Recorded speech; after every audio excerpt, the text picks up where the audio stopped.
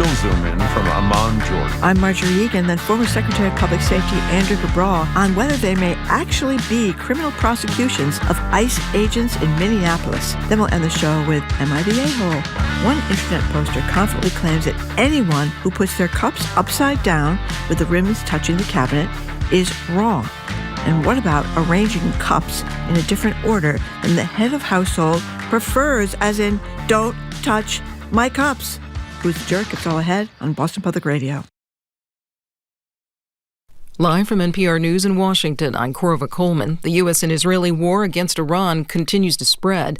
The former Soviet Republic of Azerbaijan is blaming Iran for an apparent drone attack today near their shared border. 2 civilians have been injured. Iran denies the drone strikes.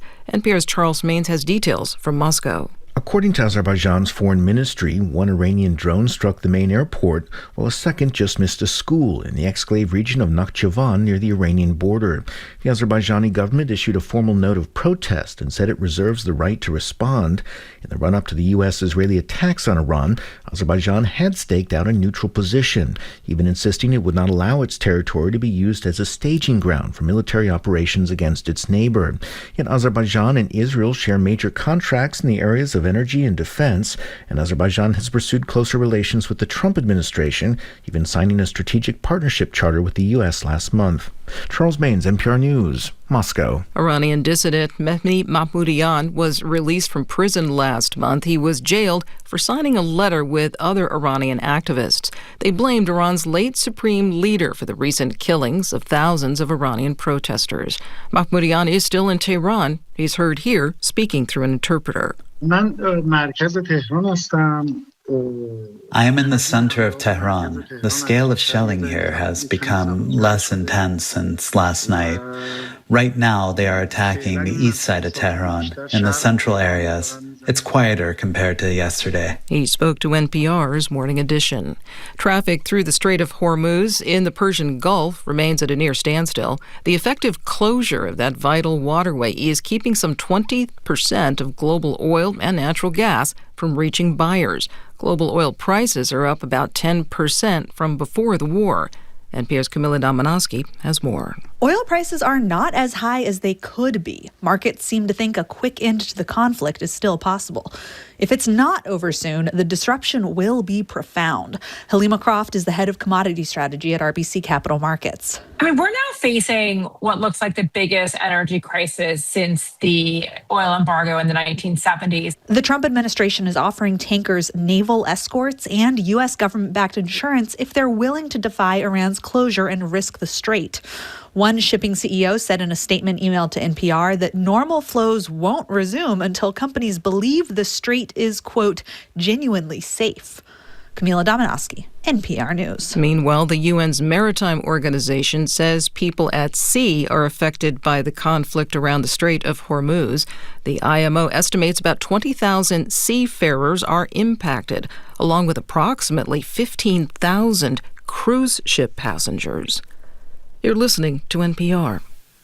Good morning. With the latest from the GBH Newsroom, I'm Henry Santoro. The union representing teachers in Brookline has offered a one-year contract proposal to the school committee in an effort to secure some of its top priorities before shifting focus to this spring's tax override campaign. Brookline.news reports that the issue is whether the teachers would be on board with a one-year contract.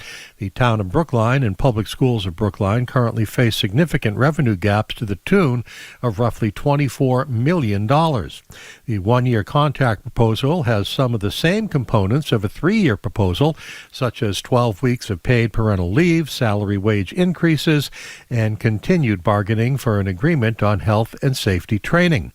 The next meeting on the proposal is set for March 10th. The Worcester County Sheriff's Office marked this year's Random Acts of Kindness Week by handing out 100 snack bags to residents and workers across the region. Worcester Guardian reports that based on a recent announcement from the sheriff community team spent a week in mid-February traveling throughout the county, distributing donated goodie bags filled with snacks and bottled water at public locations. Several Local businesses and organizations help provide the donated items to the assembled bags. The sheriff's office says it hosts community engagement initiatives throughout the year as part of its outreach efforts across the county. 42 degrees in Boston right now, 42 in Worcester, it's 38 in Springfield. I'm Henry Santoro. This is GBH News.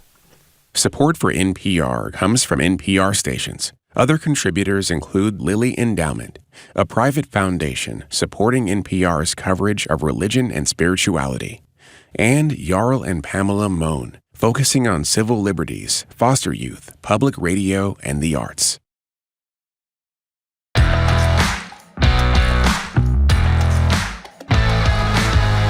Hey, Eastern Browdy. I am Marjorie Eakin. You're listening to BPR and GBH and NEPM, streaming at youtube.com/GBH News. We will not be back at the library tomorrow, still doing repairs, but we will be here with live music in Studio 3 with flautist Jamie Baum. Very excited about that.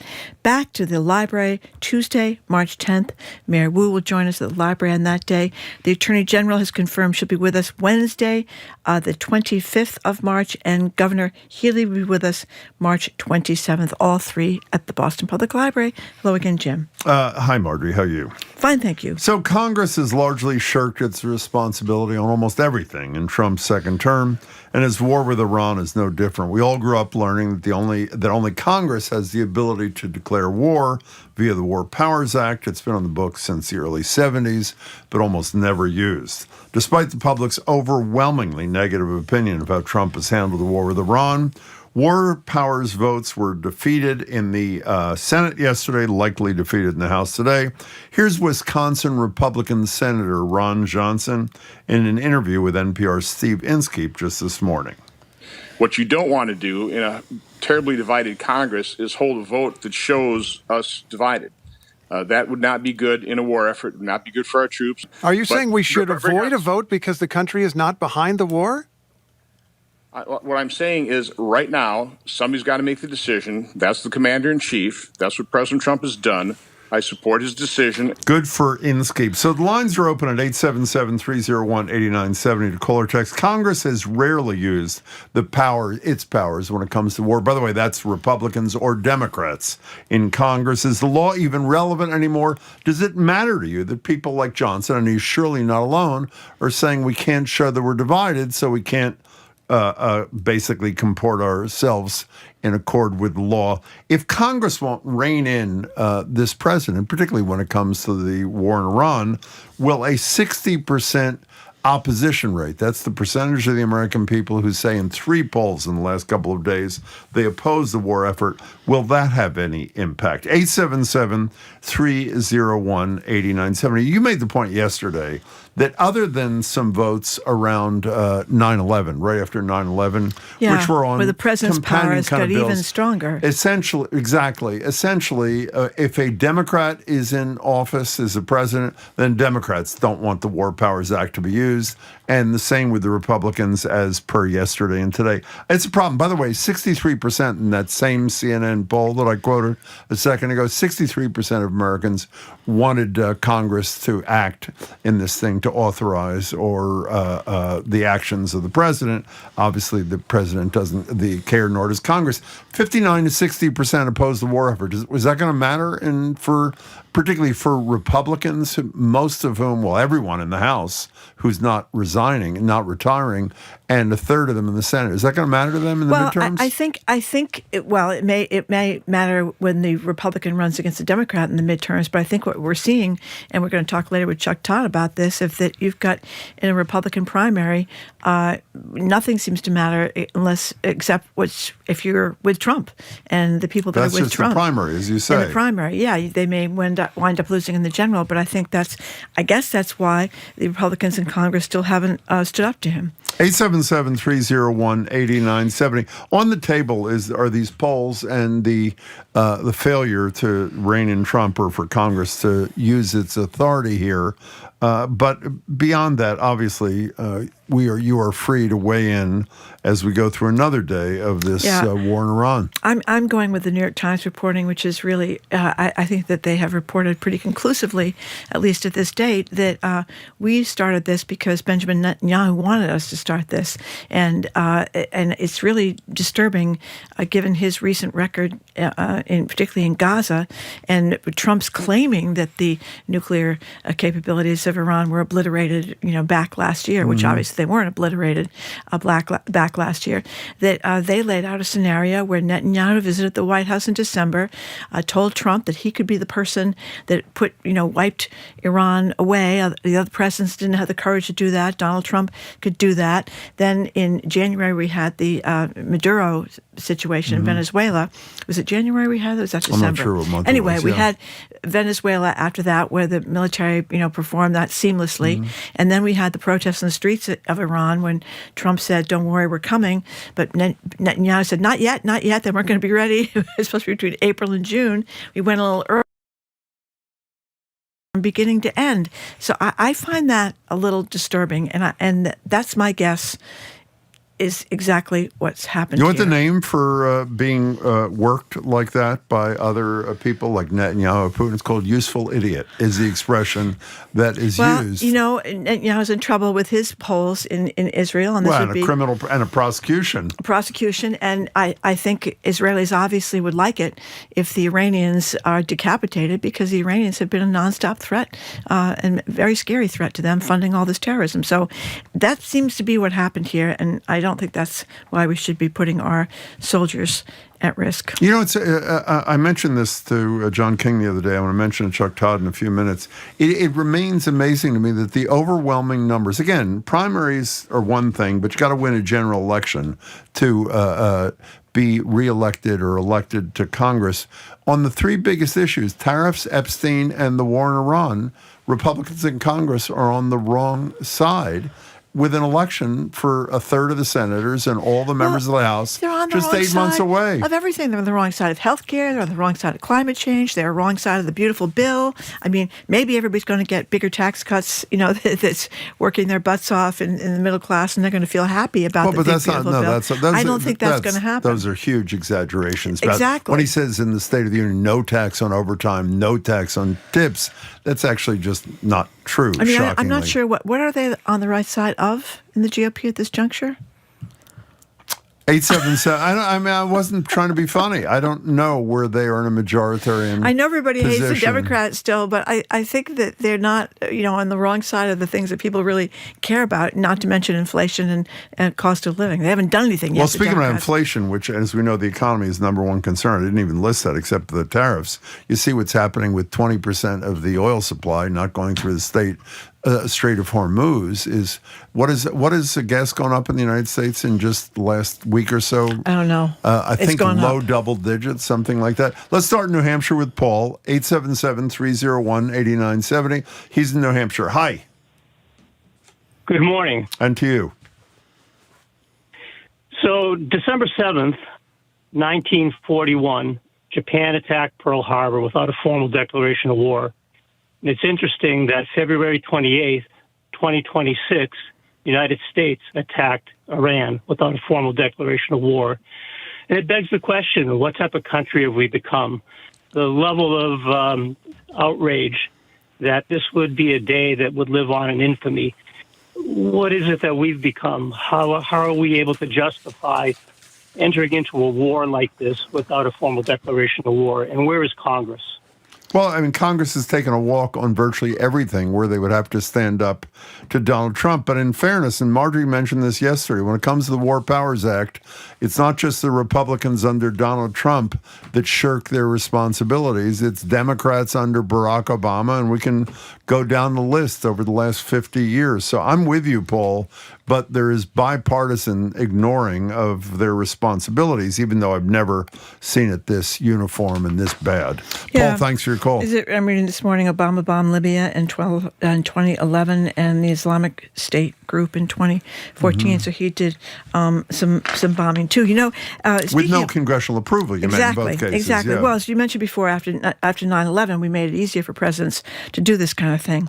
But anyway, the previous caller was asking what kind of country we've become. Well, apparently we've become very, very religious. And some of our military commanders, they've gotten complaints from some of the soldiers because one complaint says a non-commissioned officer said that this war against Iran, numerous citations out of the book of Revelation talking about Armageddon and the return of Jesus Christ. He said President Trump has been anointed by Jesus Christ to light the signal fire in Iran to cause Armageddon and mark his return to Earth. What part of that surprised? I mean, what surprised you about that? Well, I guess some of the troops didn't like it. A bunch of them that were Christians, plus some Muslims and some Jewish people, complained, and we'll see how that goes. But that's what some of the leaders apparently are telling. This is God's plan. Marion Mansfield, welcome to the show. Hi. Hi. What I heard about, I called all my representatives and senators and left them messages to stop this stupid, horrible war, and was really explicit about that. And I really feel like anybody who is supporting this war and voting for it is either in the Epstein files or they are owned and funded by Israel and AIPAC. I swear. There is no other reason why anybody would be behind this. This is ridiculous. It is so stupid. Well, it's interesting you mention AIPAC. Marjorie brought to my attention this morning something that's not insignificant, that the leading candidate for the Democratic nomination for president, now admittedly it's years away, Gavin Newsom, what did he say? He said Israel has become an apartheid state. I mean, that's pretty heavy. Well, we're going to talk about this later with a UN person that has been over in Gaza for quite some time. And I did not realize that Israel shut down the entrance points to Gaza for humanitarian aid when the war started, yeah. Yeah, so they're in horrible shape already in Gaza, and now they're in worse shape because of this war. Mary, thanks for the call. 877-301-8970. And as Margaret Sullivan, our favorite media critic, had to say, lending further fuel to the notion that this is all a diversionary tactic on the part of Trump. In addition to the reasons you mentioned a minute ago, when you're engaged in a war, you talk about almost nothing else, and that is something that makes Donald Trump very happy, even though the thing we're talking about is, as we said, is wildly unpopular to begin with. So it's sort of, damned if you do, but that's good. Let's go to, I'm not sure how to pronounce this, Mojgan, is that right, in Weston? Yes, you got it right. Oh, my Thanks goodness. for Welcome. pronouncing my name correctly. Well, we're glad you're here. Hi. Hi. I wasn't sure you guys going to let me go on air because I am grateful to what Israel and United States are doing. You're entitled. Right We're now. glad you're here. We're glad to hear your point of view, but go ahead. Yeah, I'm an Iranian-born, and when UK came to United States and said we need to take the Shah down because we are not going to get his oil for free anymore, United States didn't say anything. So now Netanyahu is doing something, doing all the heavy lifting, and Trump is backing him. Mm-hmm. I'm an Iranian-born. I didn't get to go say goodbye to my dying father because I was afraid as a U.S. citizen going back to Iran, I would be arrested, tortured for no reason, labeled as a spy, be held so they can get millions and billions of dollars from the United States to let me go. Mm-hmm. When Obama bombed Al Jazeera and Syria, nobody said anything. In 2009, Iranians were massacred on the street, and people begged the United States to help. Obama said it's a civil issue. We're not going to get involved. But then he bombed Al Jazeera. And Al Jazeera? You don't mean Al Jazeera. When you're talking about Libya or the Islamic State group? Libya, sorry. Yeah. Libya and Syria, and nobody said anything. For once, In a month ago, over 50,000 people were shot to death with military-grade bullets on the street, and people begged the United Nations to do something about it. Nobody said anything. Mojgan, can I ask you a question? I'm sorry. You go ahead. I'm sorry. So go ahead. This government has said death to America, death to Israel, and has taken action on it. So do you? A student in Texas speaking up was assassinated. Do you think the United States? Can I get in a word? We're not going to cut you off. We're very glad you called. Actually, do you think the United States should get involved in a military conflict in any country which is oppressing its people and which has animus directed at us if there's not an imminent threat to us? It is an imminent threat. What's the imminent threat? How many times? Thousands and thousands of American troops and soldiers and civilians have been killed here and there by the Islamic regime and their proxies. And they're butchering their own people. When United Nations is not doing anything, if Israel doing something about it, and actually Israel is doing the heavy lifting. They did all the intelligence, and they're doing the bombing. We cannot call our families back there. I cannot call because everything is disconnected by the government. But if they can connect to Starlink, thank God, for free, they can call us and tell us that they're doing okay. Okay, one last question.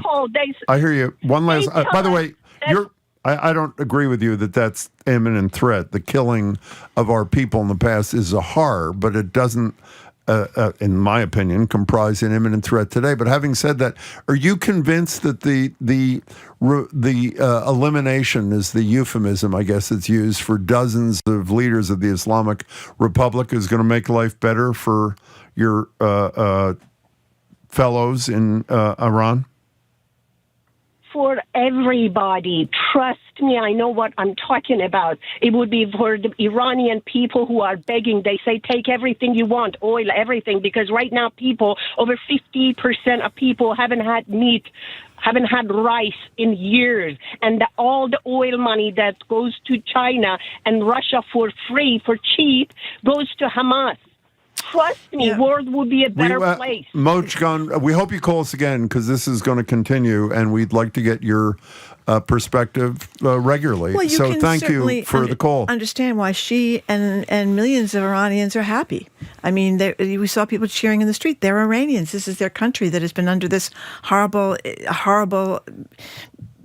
Ayatollah guy, and now the son of the Ayatollah, supposed leading candidate to take over. And there is some hope. I think it's a small that's not one. enough, Mark. It's not enough. She's Iranian. We can't go. We're Americans. I understand that. By the way, I'm not quarreling with her sentiment. She's obviously entitled to it. As someone in this country, when my government decides to bomb another country, one, there's got to be an imminent threat to us. And with all due respect to Mojgan, I'm not convinced that she made the case, and Trump has surely not made the case. And secondly, there are a lot of countries that say death to America that oppress their people. Should we go into all those? Well, I think that is the question. I think one of the things that many Americans feel after 20 years in Iraq and Afghanistan is it is not our obligation to be the policeman of the world and go around in building schools and community centers and everything else in other countries, while back in the United States, people can't get health care and they can't afford to get food and they can't afford rent. I mean, that's the big issue. And I understand completely why Iranian would feel different. Well, but two things can be true, but what's got to control, and this is not disrespectful to the caller at all, her point of view is obviously true for her and for many, many people who have connections to Iran. And it's also true that we have a constitution and we have rules of engagement, which we believe, you and I believe, been violated by this administration. And I think that's what's got to carry the day. Having said that, we really hope you call again. 877-301-8970 is the number. Dave in Belchertown, thank you for calling. Hello, Dave. Yeah, thank you. Boy, I was put in a queue, and this is a hard act to follow. I agree that Iran's a terrible tyranny, but I worry that our country's turning into one. And what I'm concerned about, when you were both talking about how all the polls are against everything this president is doing, everything the Republicans are doing, I worry that what goes on at the polls on Election Day will not even matter because Trump may send soldiers to the polls, ICE agents, and they said they won't, but they might. He may declare a national emergency. I heard an expert on Terry Gross talk about how FBI has now looked at ballots from the 2024 election. And what if they start looking at ballots in swing states during the election? That'll throw the whole election into disarray. We won't know what happens. I mean, if Trump doesn't try some monkey business to just throw out the results and make this election useless, I'll be pleasantly surprised. Well, Dave, there was an article I cited the other day from the New Republic, which said something like, let's stop denying it. A coup d'etat is moving along. I mean, you didn't cite when he sent people down to Fulton County in Georgia to seize those voting records. That he sent people from 2020, and the election denier who led the effort there lied in his affidavit to the court to get the warrant to go in. So I think you, Marjorie and I share your concerns that we have a lot to worry about come November. Dave, thank you much for the call. Aaron in Hopkinton texts and says, I understand why Iranians are celebrating, but please show me any evidence when the United States has used military force for regime change successfully in the last 75 years. And that is a great point. There is some hope. I mean, with the younger son being touted as the next head of this horrible guy that just left, it doesn't look good. But there is some hope that what could happen is that the Iranian regime would be so decimated it would become pliant to the United States. You're listening to BPR on GBH and NEPM. 877-301-8970. Again, if you just tuned in 3 polls, Reuters, Ipsos, CNN, and the Washington Post, roughly 60% of the American people oppose the war. That's a landslide kind of number, but it's obviously having no impact on the President of the United States nor on members of his party in Congress. John in Marblehead, thank you for calling. Hello, John. Yes, hi. I have one point on all of this, which I think is the overarching consideration, and it's not discussed so much, and that is that this regime, the Iranians, cannot be allowed to have an atomic bomb. If they did, they would use it to threaten whoever they wanted. They would threaten the entire world. They might think it was their religious obligation to drop it on Israel the day after they got it. And so whatever it takes to prevent that. John, we had that. Two Pentagon officials briefed members of Congress several days before Donald Trump declared this war. They said to members of Congress there was no imminent threat posed by Iran to the United States. We used to have, under the Obama agreement, we had inspections. Now, I'm sure that they were fooling us at every turn they could, but there were inspections of nuclear facilities. There were sanctions for nuclear facilities, that they were not using, the uranium to build a bomb. And maybe they were lying, but we were a lot closer with inspections when we were, I think, when Trump ripped up that agreement. The inspections were all over. And by the way, what did they do? They proceeded right along to building a bomb. And John, I think most listeners would agree, if they had nuclear bomb capacity now, and there was a believed likelihood that it would be used in the immediate future, that constitutes an immediate threat. But again, as I said, Pentagon leaders said that didn't exist, and it was convenient for the president to say all of a sudden that he had a feeling that it did. Thanks for your call, though. We appreciate it. That's what he did say. I had a feeling. He had a feeling. He had a feeling, yeah.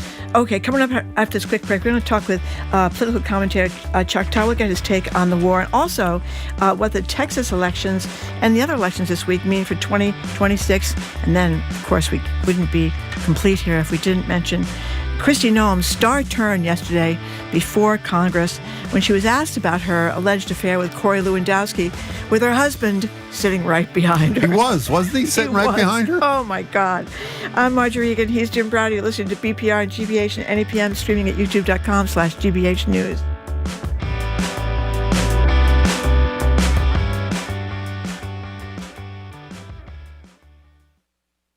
I'm Jared Bowen. Coming up on The Culture Show, Keith Lockhart. For 30 years, he's led the Boston Pops in the moments when music meets history. From the 4th of July on the Esplanade to the ceremonies that define Boston's public life. Now he's being honored at Old North Church with the Lantern Award, a distinction recognizing leaders who carry forward the civic ideals first signaled from that steeple in 1775. That and more on The Culture Show today at 2 on 89.7 GBH. Our programs are made possible thanks to you. And Speakeasy Stage Company, presenting The Antiquities, a genre-defying retrospective on the human experience. Starts March 6th and runs through March 28th. Ticket info at speakeasystage.com. And Mass General Brigham. In heart surgery, expertise matters. Mass General Brigham Heart and Vascular Institute performs thousands of surgeries each year and is committed to research and innovation. massgeneralbrigham.org/heart.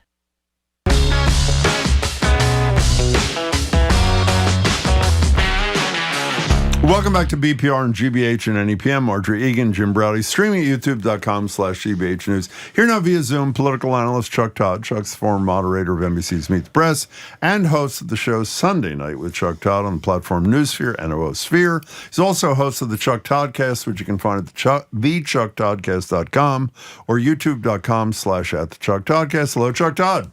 Well, hello there. Hello, Chuck Todd. Well, you have been writing and talking a lot about this war. I was hoping to talk to you about the politics of it, starting with J.D. Vance. He was a big isolationist. He's kind of in a tough spot right now for his 2028 aspirations, is he not? I sort of view him in an impossible situation, right? I don't, and this is true of any vice president, right? No matter who you are, ask Kamala Harris, right? You lose your political identity the minute you agree to be vice president, right? Your political identity is tied, for better or for worse, with the president. For George H.W. Bush, that turned out to be a good thing, right? Being associated with Reagan got him his term as president. Almost helped Al Gore, but he didn't know how to handle Bill Clinton do that situation, right? So and in fact, he didn't like inheriting one part of that identity. Kamala Harris, arguably her loyalty to Biden made it very difficult for her to make the case that she was going to be different from Biden. So, no, I think his entire political identity has been, he's the Republican that isn't a neocon, right? I mean, just sort of the elevator pitch about J.D. Vance, right? What made him different, in theory, on paper, right? And he wrote very movingly about the idea that it was people that he grew up with who were being asked to fight these wars. It's never, Barron Trump. It's never the Barron Trumps of the world, right? Donald Trump, people like that. I think this ends. I don't think he ever becomes president because of this. I really don't. I heard your comments about him being. I know it's a hot take, and I rarely like to make something like that, but this is core to his identity. Yeah. And I just think it's shattered. I think you thought I was about to disagree with you. I was about to say I not only agree with you, I'd extend it. Listeners will be upset because I've only said this about 3,000 times this week. When on the most important issues, the American people, the economy, the Republicans are on the wrong side on tariffs. On Epstein, the Republicans are on the wrong side. On the war in Iran, the Republicans are on the wrong side. Midterms are 8 months. Don't forget climate change. Or 8 months. So, no, I'm talking about current things that are really hot. All right. And, front burner kinds of. The voter issues. The issues that, the voting voters care about. I don't see, what do you say?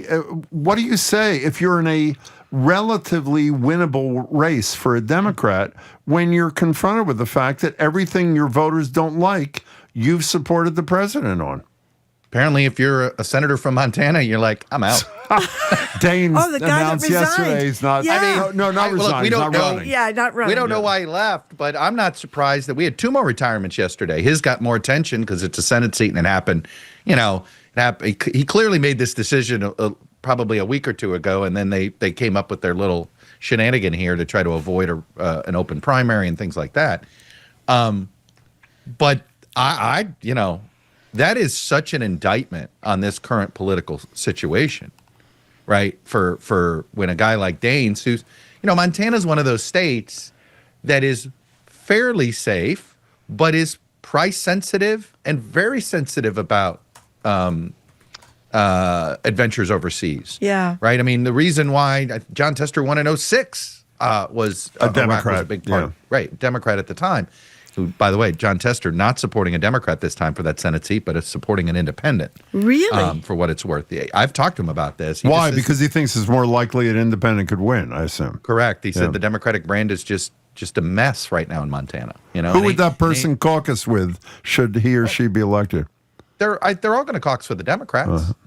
I mean, it's pretty obvious you do that. The question is, how do you frame it? How do you do it? Is whoever the next Senate Democratic leader is, who I do not believe it'll be Chuck Schumer. I really don't.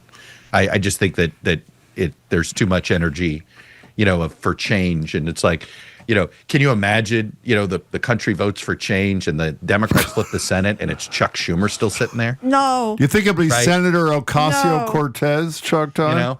No, it's not that. It's when it comes to majority leader, give me the guy from Hawaii. I like him too. Who's the guy from Hawaii? Brian Schatz. Yeah, Schatz. Brian Schatz. Oh, okay. I don't even know him. He's it's interesting with Schatz. I have a I have a text relationship with him. He does not like to do Sunday shows. He didn't like to do a lot of TV because he doesn't want to be a TV guy. He really wants to be a senator, and he doesn't need to be being in Hawaii. And the other part of it is that's a long flight home. So when he gets to go home, he goes home. That's right. But he's got a young family, and I think now his family's getting older, so he feels a little bit better that he can spend more time in Washington. But he's kind of like a Michael Bennett. He's probably a little more to the left of a Michael Bennett, but sort of a similar, very thoughtful, sort of heady. Yeah. Okay, you would call him heady, on this. But the point being, whoever the majority leader is has to make it welcoming to Lisa Murkowski, welcoming to, if it's Dan Osborne in Nebraska or this Seth Bodnar in Montana, because you can't. They ran by not being Democrats, right? So then you have to say, okay, what's your pitch to them? What kind of veto power do they have? You're gonna make them be, party stalwarts type of thing, and I think that's how you do that. But I think a coalition. There's a majority coalition against MAGA. And the question has always been, can you create a governing coalition out of that? And so far, the Democrats and these independents have never figured it out. So obviously, for there to be not Chuck Schumer, but a different Democrat as the leader of the Senate, then obviously the Democrats have to control the Senate. The conventional wisdom is the 4 states that are the key for the Democrats to pull that off: Ohio, North Carolina, Alaska, and Maine. Is Texas a possibility with results from the other day? Look, I think Texas. So you circled the first 4, right? But when you need to win 4, you need more than 4 on the board, right? And I think now you've got the next 4. You now know what the next 4 are, and the next 4 are Iowa, Texas, Nebraska, Montana. And now Nebraska, Montana are both independent, right? So that's slightly more complicated. So the Democrats have to be careful how much they help, if that makes sense, on that front. But those would be the, quote, next 4. And I think when you look at Texas, Paxton has to be the Republican nominee for this to be in play. Okay, that there's no 2 ways about it. My son is, I think I've shared this with you, he goes to school in Dallas. It's SMU. That neighborhood is where George W. Bush lives, where Jerry Jones lives. This is a neighborhood that I believe Beto O'Rourke carried against Ted Cruz. I believe Joe Biden carried this, but it's a Republican. It's what I call an old Republican neighborhood. I always joke I live in the last Romney precinct of Northern Virginia, right? Back when the Republican Party was seen as more of a Chamber of Commerce, the business wing party. And John Cornyn is going to win that precinct. But if it's Ken Paxton and Tallarico can win. And that's how you put together this coalition. But this is a real question. Do Democrats play in the runoff? Do they help Paxton? I'll give you an example. Do they run an ad that says, call John Cornyn and thank him for his votes on gun control? Do they play? I know that, look, politics ain't beanbag. There's only one way Texas is in play. Cornyn has to lose the runoff. We're talking to Chuck Todd. So, Chuck, you've been following politics for a long time. Marjorie and I were talking before the show began today. Has there ever been a member of administration more humiliated, more exposed, more whatever than Kristi Noem over 2 days, from the luxury bedroom on the back of the plane to lying about Corey Lewandowski's non-employee role at the Department of Homeland Security, to giving a no-bid contract to a company run by the husband of a former staffer of hers 8 days after the company was formed for $100+ million. Everybody's heard this. We can go down the list. Have you ever seen anything like this? And not since 2 weeks ago with Pam Bondi. I mean, right?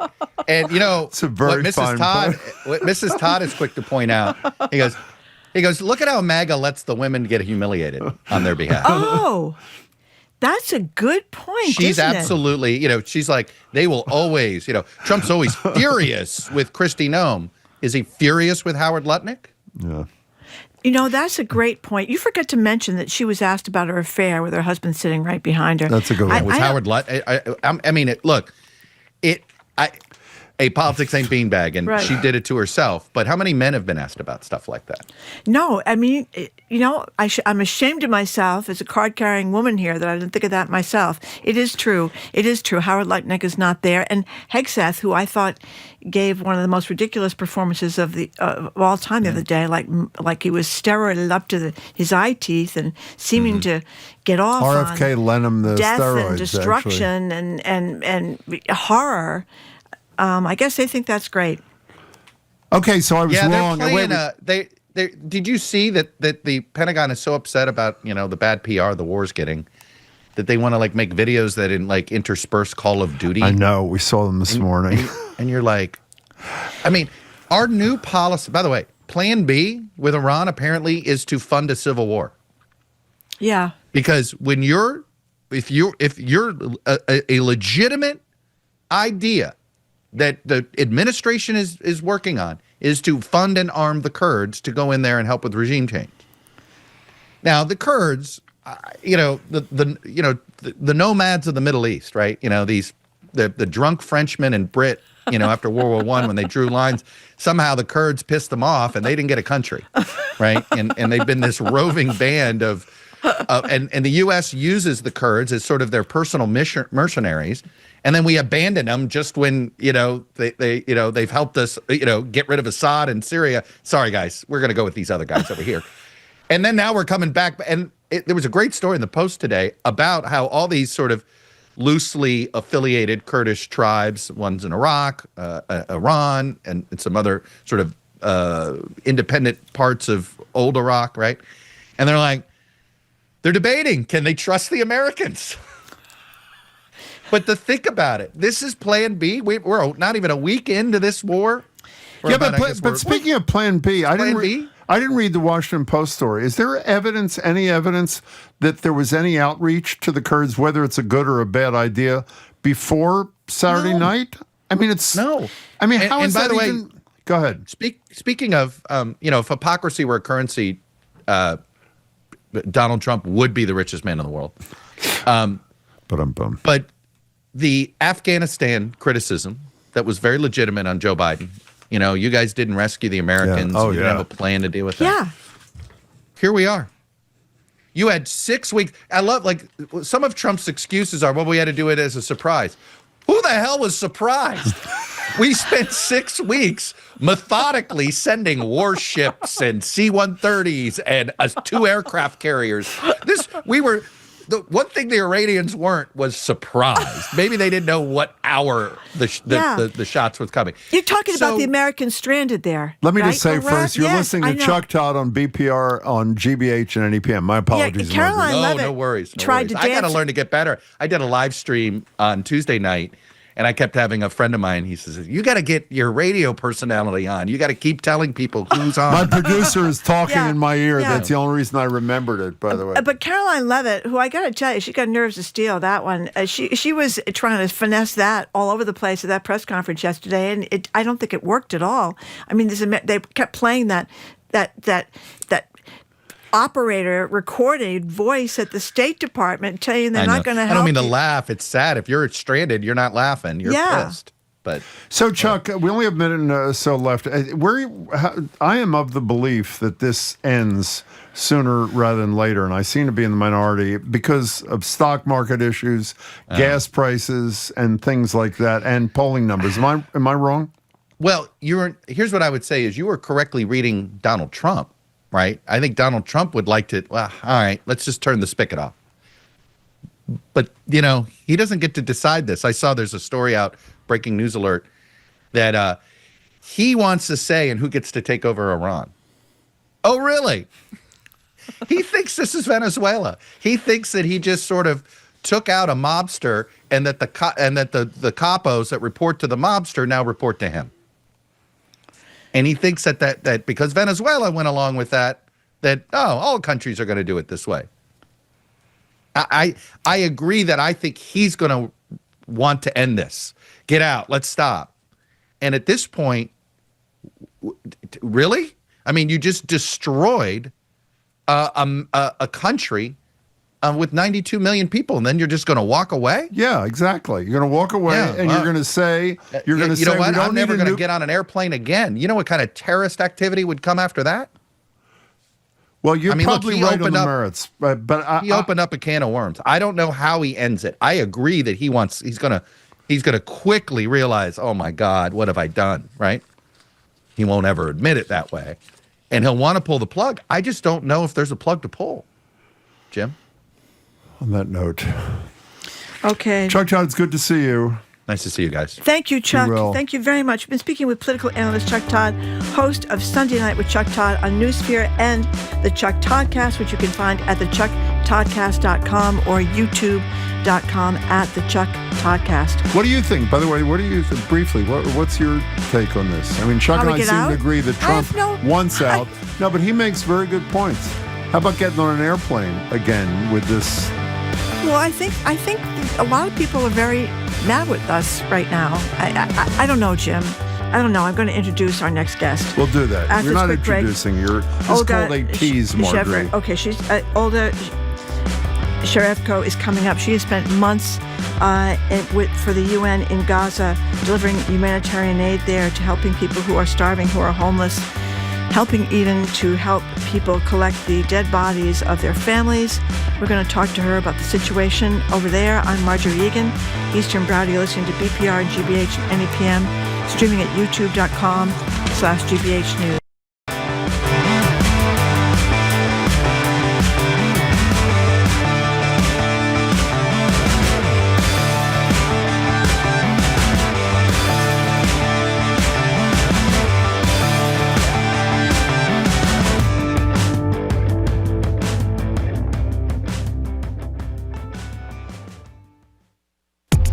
This weekend, dig into something new on GBH 89.7. From landscaping. Most of my succulents that I overwinter in a southern window, I water them once a week. To DIY excellence. Paint and primer combo to me is sort of like, the low-fat food craze. This is just silly branding. The Garden Lady and This Old House Radio Hour. Saturdays starting at 1 on GBH 89.7. Support for GBH comes from you. And Rockland Trust Bank, helping foster healthy relationships with money by providing education and resources to the community, one neighborhood at a time. Rockland Trust Bank, where each relationship matters. Member FDIC. And Explore New England. This original documentary film series explores the region's great outdoors through a variety of activities, including camping, biking, paddling, and skiing. Available on YouTube and Roku or explorenewengland.tv.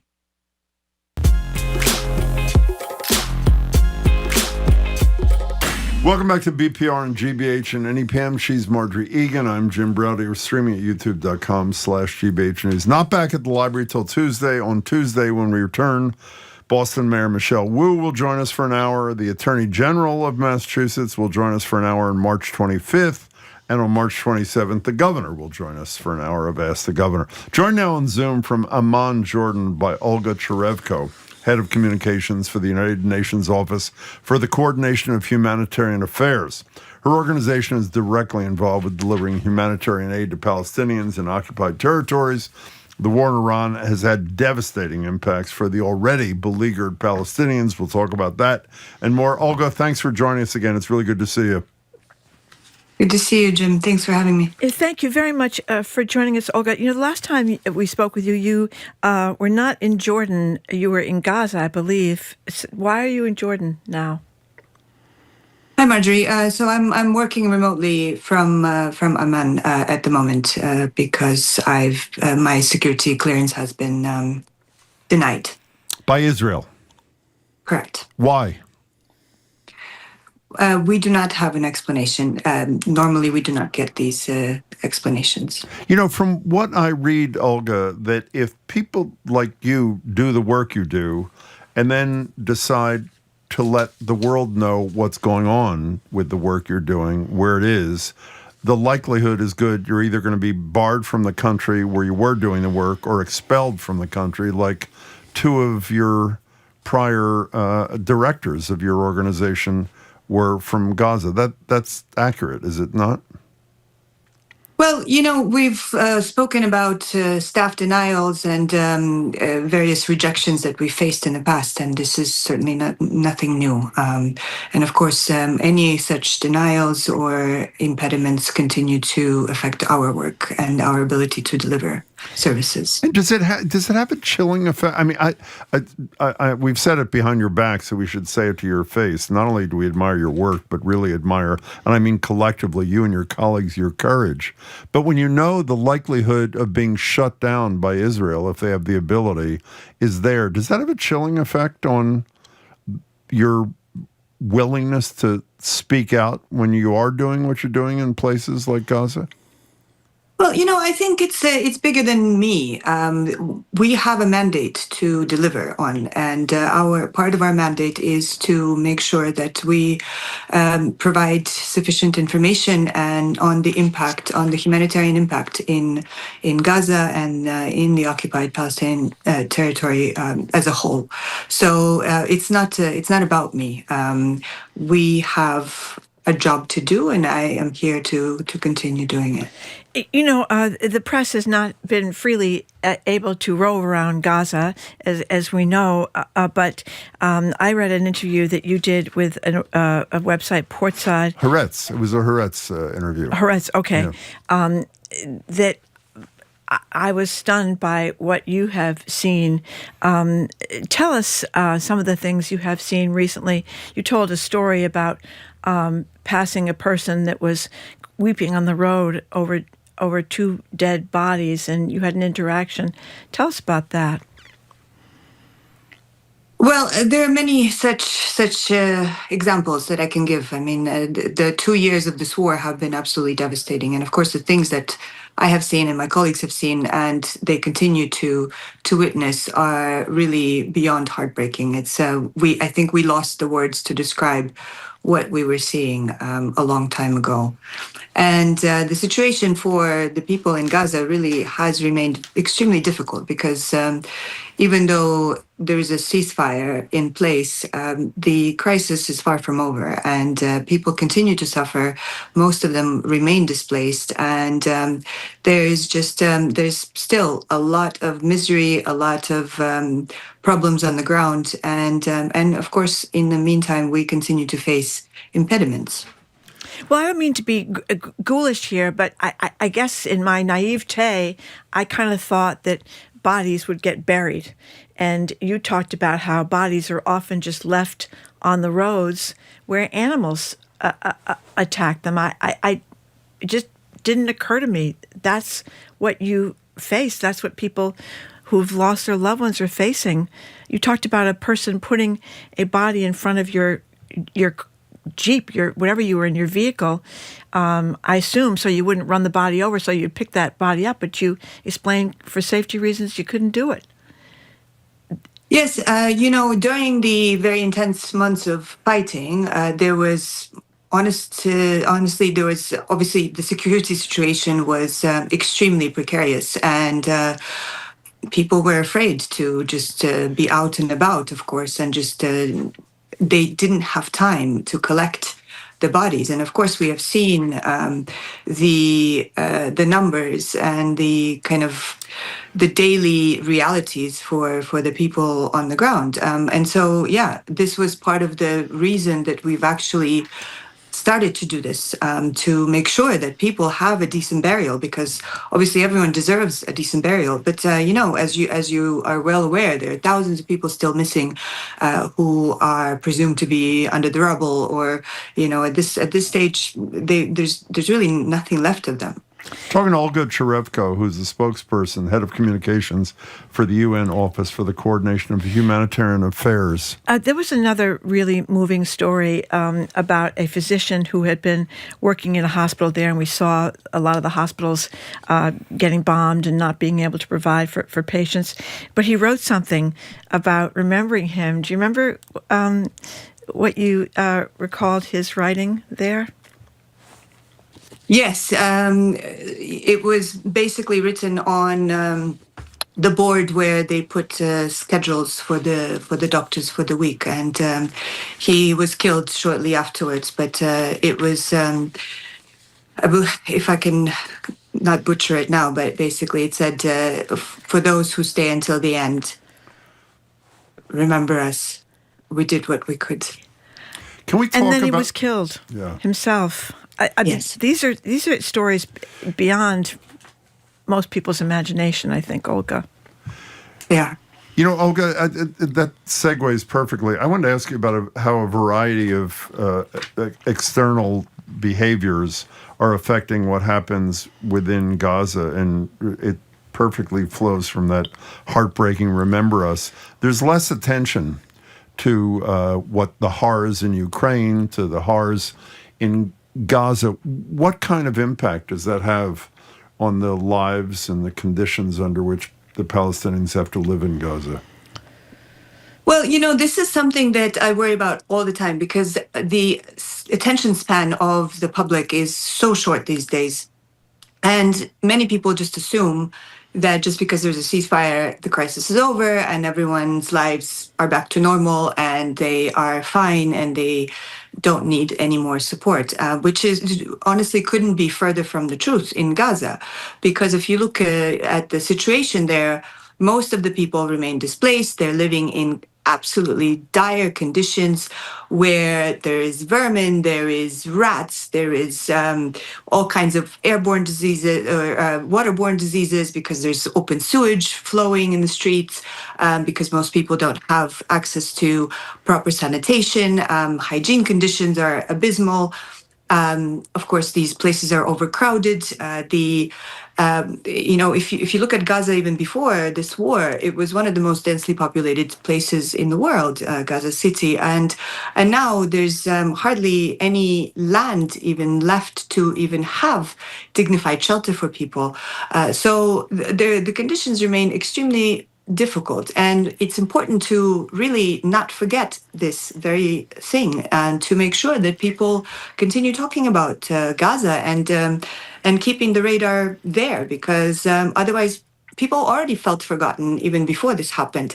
And I fear that they may feel even more so now. Well, a second thing I wanted to ask you about the impact. When we were talking about Gaza the other day was for a negative reason, because with the beginning of the United States action in Iran, lots of the places of ability to get into the country or to get out of it, to bring in supplies and humanitarian aid, and to get out of the country if you needed emergency or serious medical care, disappeared. Has that been dealt with in the last 5 days, or is that condition still obtained?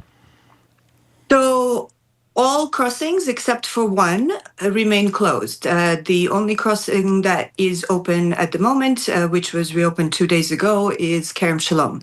So since it has reopened, we've been able to bring fuel and some critical supplies into Gaza. But of course, Rafah crossing remains closed. All the other crossings remain closed, which is, of course, complicating the issue, the one that you mentioned, for the medical evacuations. There are about 18,000 patients, more than 18,000 patients currently waiting to be medically evacuated out of Gaza because the care that they need is simply not available inside. around 4,000 of these patients are children. So the situation is very, very difficult. You're listening to Olga Cherevko on BPR, on GBH, and NEPM. You know, what do people in Gaza expect is going to happen for any rebuilding or restoration of a semblance of normal life? What do they think is going to happen? What do you think is going to happen? Well, it all depends on the next steps, really. It's up to the international community to step up, to make sure that we have enough funding, to make sure that that sustainable solutions are found, that we are able to bring what we need to bring. Because if you look at the infrastructure, critical infrastructure, most of it has been completely obliterated. So for us to restore it, we really need things like spare parts, like various items to restore water and sanitation systems. We need all these items that are considered dual use and are heavily restricted. So to really be able to have a meaningful approach and solutions for Gaza, for rehabilitation, we need these items to be entering. But even if they, by the way, the one positive thing I did want to mention, I'm sure you've seen this, the Gallup poll for the first time the other day showed the American people with more sympathy for Palestinians, 41% to 36% for Israelis, which is a dramatic shift. And as I say, the first time. But when you talk about rebuilding, Olga, I'm not there and I haven't had any of the experiences that you've had. It seems to me the physical infrastructure hopefully will be dealt with. But when you're a little kid who has seen either your family or your neighbor's family eliminated, as I guess the term is they like to use, killed, or horrible injuries or horrible pain and suffering of your parents, that's a generational kind of thing. What hope is there for that generation, a kid, a single-digit age kid who's had to grow up through the last 2 years of this horror show?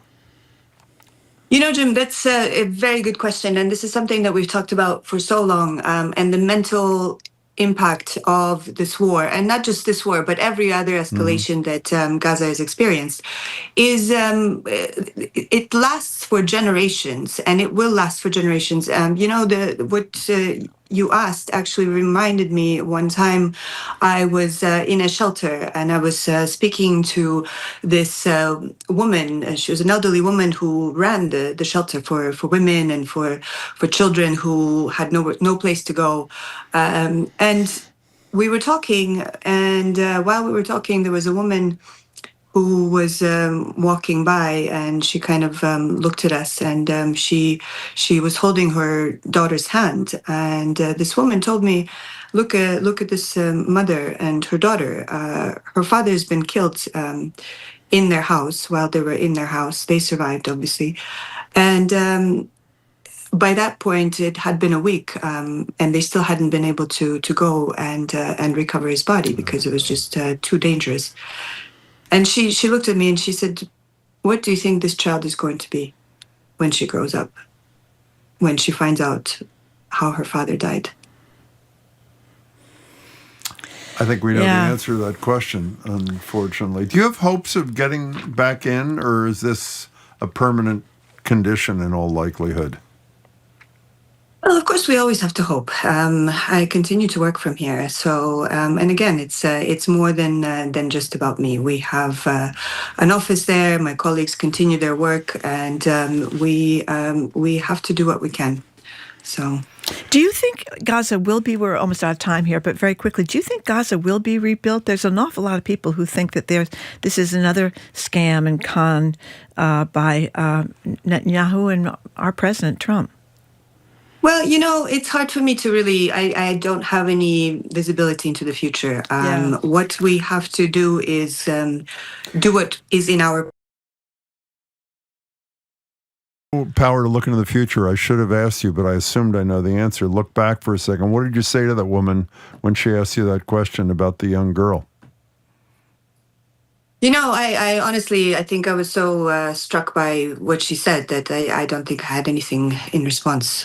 But of course, we all know. Yeah. Olga, we can't thank you enough for your work and the time you spend with us. We hope to see you again soon. And Thank you. Good luck in everything Thank you very do. much. Thank you very much. Thank you. We've been speaking with Olga Cherevko, Head of Communications for the United Nations Office for the Coordination of Humanitarian Affairs. Her organization has been directly involved with delivering humanitarian aid to Palestinians, and we thank her very, very much for her time and for her work. Did you hear 4,000 kids are in need of serious, immediate medical care and can't get out of the country to get services that are available elsewhere? I mean, it's just unimaginable. We say goodbye to you, those of you listening to NEPM. Make sure to tune into the fabulous 413 starting at 3 o'clock this afternoon. We're going to keep going here in Boston. Coming up after this quick break for our Massachusetts Secretary of Public Safety, Andrea Cabral. She's going to tell us whether anybody is ever going to get any of those tariff refunds that the president once promised. I'm Marjorie Egan. He's Jim Browdy.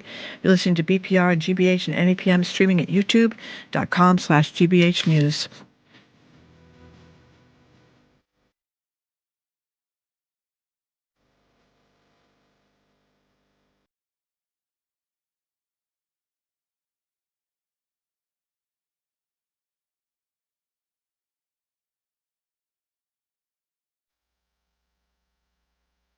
The news and reporting you hear on GBH is made possible by the listeners who trust the GBH newsroom to deliver fact-based news and information every day. Support the journalism you trust. Pitch in online at gbhnews.org.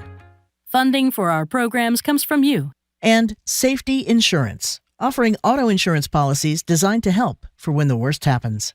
You can ask an independent agent about safety insurance. Safety Insurance will help you manage life's storms. And Rogers Fish Company, founded by Roger Berkowitz. Their signature double clam chowder is available for purchase at all Market Basket locations. More at rogersfishcompany.com. You're listening to 89.7 WGBH HD1 Boston. Online at gbhnews.org. GBH News. What matters to you?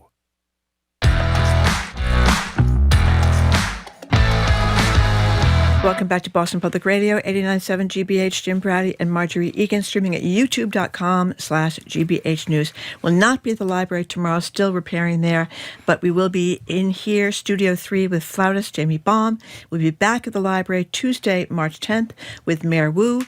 The Attorney General has confirmed a date. She'll be with us Wednesday, March 25th, and on March 27th, that's 2 days later, the Governor of the Commonwealth. Hello again, Jim. It is 2 days later. And by the way, we spent a lot of time figuring out if it was flautist or flutist.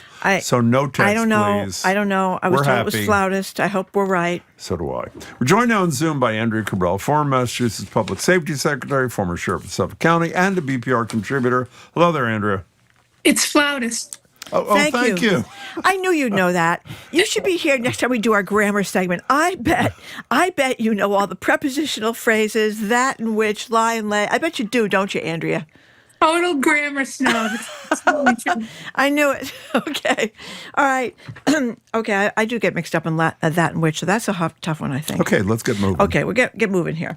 Okay, so this prosecutor out in Minnesota, we've seen her a lot on TV, Hennepin County Attorney Mary Moriarty, is basically going after ICE out there. She has said her office is investigating, quote, potentially unlawful behavior, unquote, of these ICE agents during a crackdown there. And of course, that resulted in 2 deaths, Renee Good and Alex Preddy.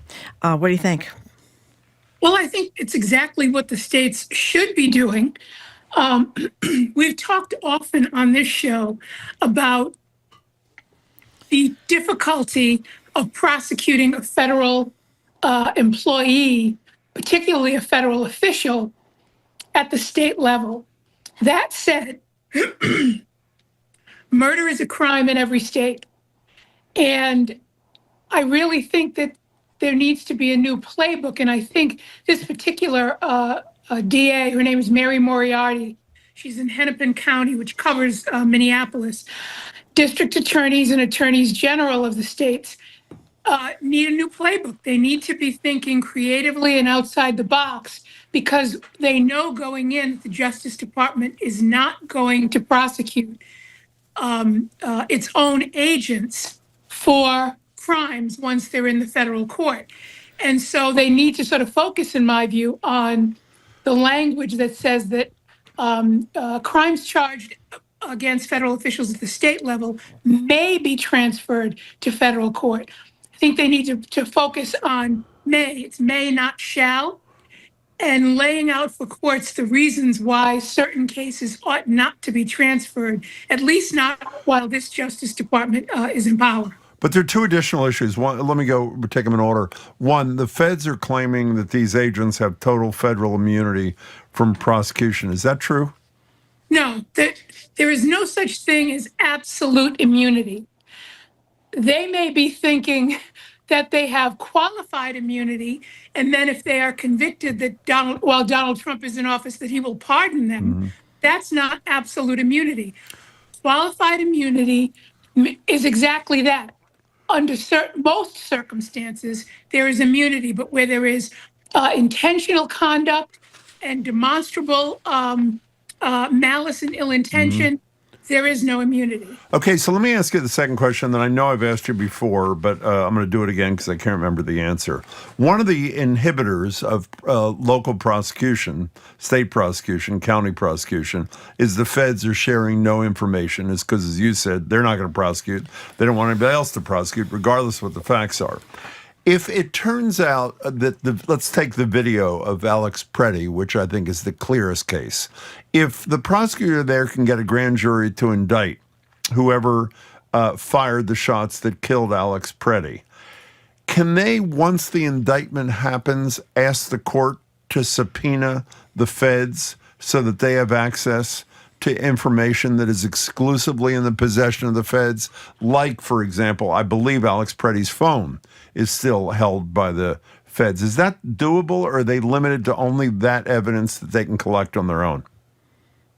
They can ask, and I think the answer, like most answers in these cases, is not unequivocal. Yeah. I think it depends on what they're asking for. Now, it does appear that the federal government, well, they'll certainly move to quash the subpoena. They'll assert certain federal rights and sovereignty to say that they don't have to answer. But there's a difference, I think, in subpoenaing an individual to testify, subpoenaing documents, and subpoenaing something like the phone that you referenced, which is hard evidence in a state case. And I think judges are going to be, state judges are going to be careful to make sure that the state is getting all of the evidence it's entitled to, notwithstanding the need to observe certain federal rights and privileges that may prevent the feds from having to turn certain things over. I think these are things that are going to end up winding their way through multiple levels of state and federal courts. But it's worth it because we now know that when the federal government stymies a lawful prosecution altogether, something needs to be done. Last question on this about prosecution of the people in Minnesota. Assuming the Democrats take over the House of Representatives in November, well, in January, but in the election in November, and they call a hearing and they call the feds in and ask questions about the evidence that was collected in that trial, could that not be a vehicle for the county prosecutors to get the evidence too, if it's publicly relayed to members of Congress in an oversight hearing? I'm just trying to think about any opportunity to get everything they need. They certainly could. Keep in mind that it remains to be seen how long many of these decision makers at the federal level will remain in those jobs if a Democrat is elected. And then they could come before Congress if properly subpoenaed and assert their Fifth Amendment rights. Oh, good. That's a good as point, a way of stymieing further. Point. But the bottom line is that, and this is what happens when you have corruption at this level, there should be documents and other evidence that should survive the presence of any individual in any position of power unless they're destroyed. Got it. We're talking to Andrea Cabral. So I can't wait to know what you think about this. Just 2 days ago, a jury in Georgia deliberated only 2 hours before finding the father of a 16-year-old charged with opening fire at this Appalachia High School in Winder, Georgia last year, killing 2 students and 2 teachers, guilty of murder and manslaughter. The father, not the shooter, basically holding the parents responsible for what their son did. What do you think? I wasn't at all surprised either by the fact of the verdict or its speed. Essentially, the defense here, what was interesting about it was that the parent went on trial before the son was convicted. Exactly. Right. Yeah. Exactly. But it seems to be very clear from everything, and I'm sure that there was enough put before this jury to show that the son committed the crime. He could still be found not guilty if they find that he has some mental problem or defect that prevents him from understanding the unlawfulness of his actions. But sufficient evidence was apparently put before the jury to show that the son committed it. And the defense in this case was almost like the father was trying to have it both ways. On the one hand, they were arguing to the jury that he gave the son the gun in order to keep him away from video games, which I'm sure were violent and involved in the use of guns, video games and the internet, that he knew that his son was deeply troubled, but he was trying to give him a distraction. And then he also argued to the jury, but he didn't really know or have reason to know just how troubled his son was.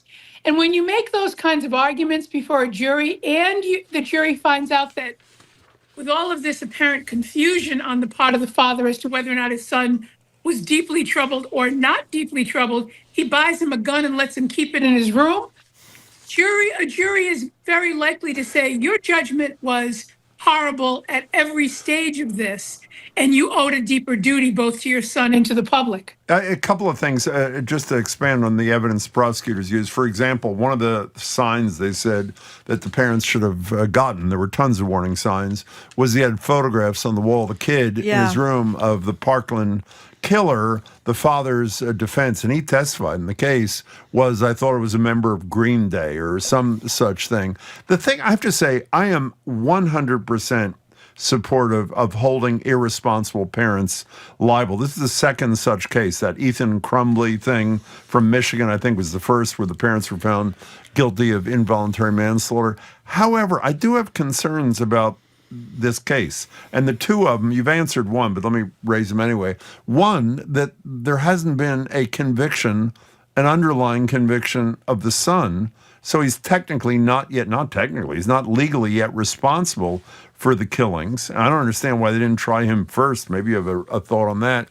And number two, he was convicted of murder. I want to see this guy convicted. I want to see him go to jail. But the notion that somebody grossly, recklessly, criminally irresponsible allowed his kid to have a gun and be convicted of the murder of people seems to me to be a bit much. Involuntary manslaughter, maybe like the Crumbley parents. What's your take on both these things, Andrea Cabral? Well, I assume that they pursued the murder conviction on essentially a joint venture theory, the supplying of the gun. Yeah.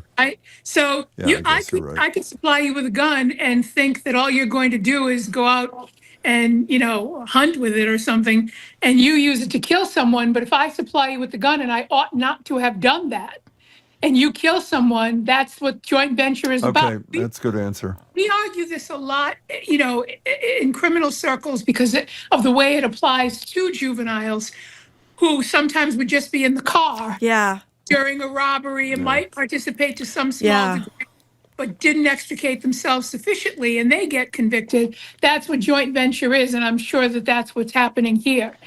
But as to the Green Day thing, the thing about that probably also offended this jury is that next to the pictures of school shooters, he had clippings from newspapers about the shootings themselves. That's right. And I don't think anybody could reasonably believe that Billy Joe Armstrong from Green Day was involved in a school shooting and that was just a publicity article. So I think a lot of this also is the emotion of it, because that does come into play. It's not supposed to, but it does.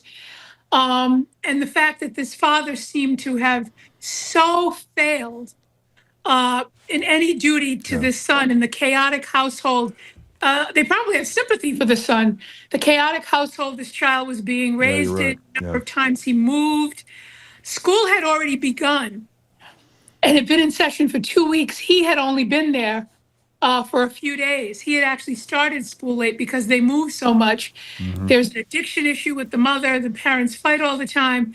So I think that the jury was probably overwhelmed by the signs this father had. And to buy your son an assault rifle, ostensibly to keep him away from video games where they may have guns in them, but at least they're not real guns, probably struck them as just so unreasonable and so spectacularly wrong that's what happened. Okay, last quick thing on this is the most important part of this verdict, beyond the fact there's some justice for the 4 families who lost somebody they loved, is, and the prosecutor said this, is it sends a very clear message to other parents contemplating doing the same thing.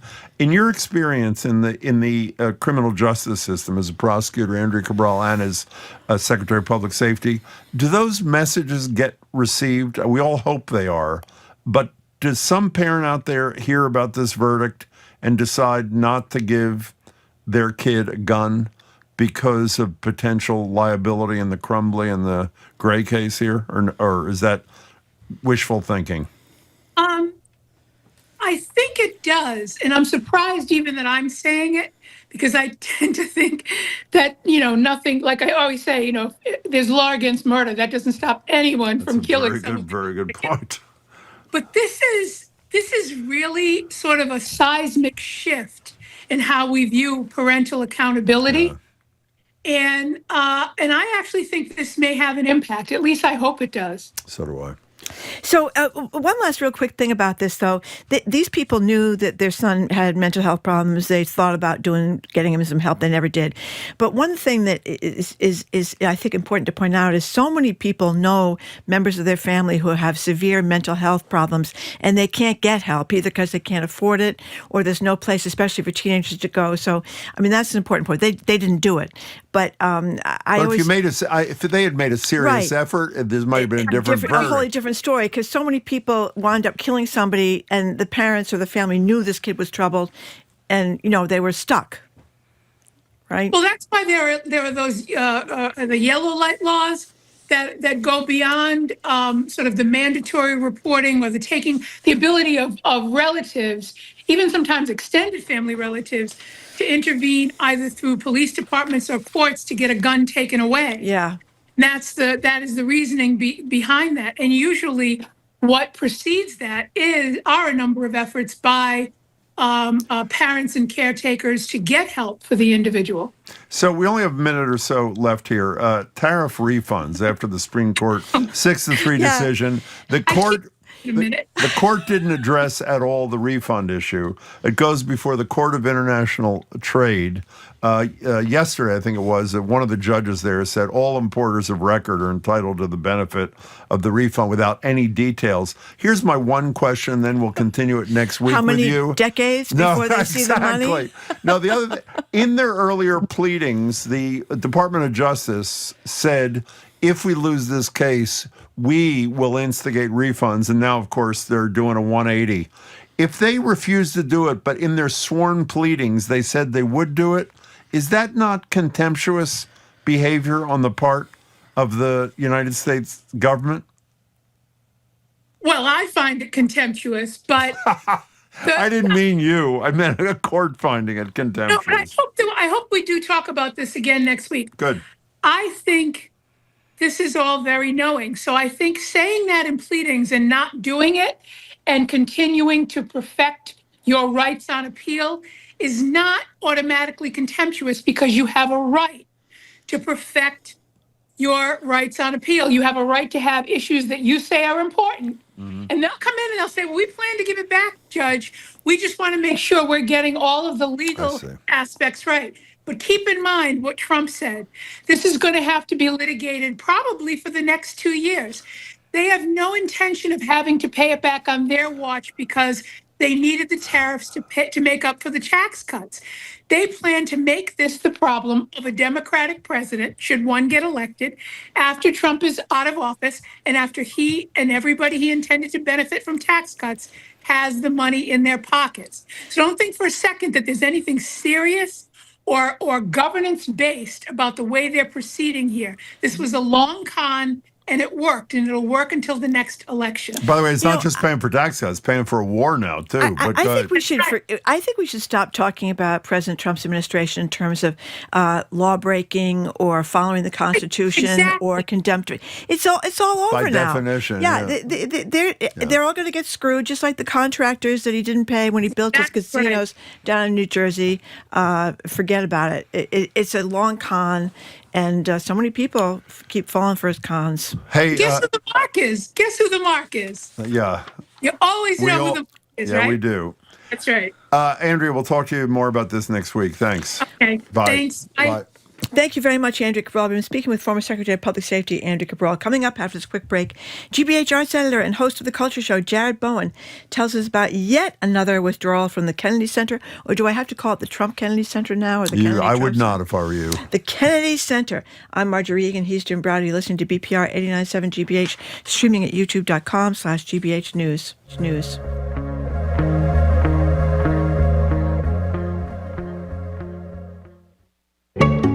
I'm Edgar B. Herwick III. Today on the Curiosity Desk, this might sound counterintuitive, but for the best chess players in the world, thinking too far ahead can actually be a bad thing. What the Game of Kings can teach us about the game of life with a 3-time chess champion. And an expert on the science of cuteness on why we can't stop thinking about Punch the baby macaque. That's the Curiosity Desk today at 1 on GBH 89.7. Support for our programs comes from you. And Direct Federal Credit Union, a Needham-based financial institution providing loans, saving solutions, and financial wellness resources for members across every stage of life. Learn more by visiting direct.com. Direct Federal, member NCUA. And Mass General Brigham Health Plan, providing coverage plans for individuals, families, employers, and retirees with benefits that help you live in your moment. More at massgeneralbrighamhealthplan.org.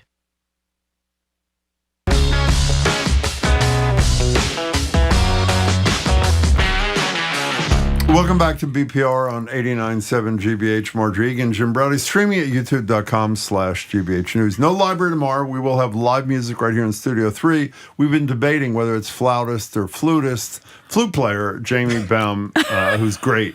We're joined now in Studio 3 by Jared Bowen, GBH Executive Arts Editor and host of The Culture Show. Airs right after the Curiosity Desk here on 89.7 GBH. 2. Hey, Jared. It's great to see you both. You too. So, Jared, what is the latest cancellation from the Kennedy Center? Oh, I thought you were going to ask me, is it flutist or flautist? I don't know. Yeah, I think it's... I think it's both. I think it can be both. Yeah. I think the Brits usually use flautist, but we're not British. No, we're not British. It's like pianist versus pianist. Oh, I've never heard that. Pianist. I've never heard pianist. That's another one. I think. I say tomato. So how about thorough as opposed to thorough? Hey. Jared's got that affectation. No, it's not an affectation. I know. Okay, fine.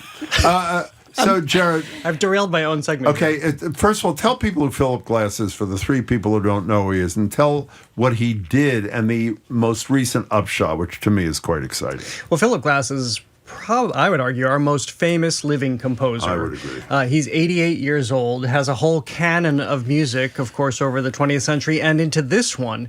And so the Kennedy Center was very excited to be able to present his new symphony, number 15, Lincoln, at the Kennedy Center. This would be done by the National Orchestra. However, once he saw what was happening with the Kennedy Center in January, he pulled the premiere of this new piece piece from the Kennedy Center saying that the values of the center are in direct conflict with the message of the symphony, which is, as you can imagine, with it being titled Lincoln, is inspired by a number of speeches that Abraham Lincoln gave, including one in 1838 when he was a 28-year-old legislator addressing mob violence and lynching and democracy being derailed from within.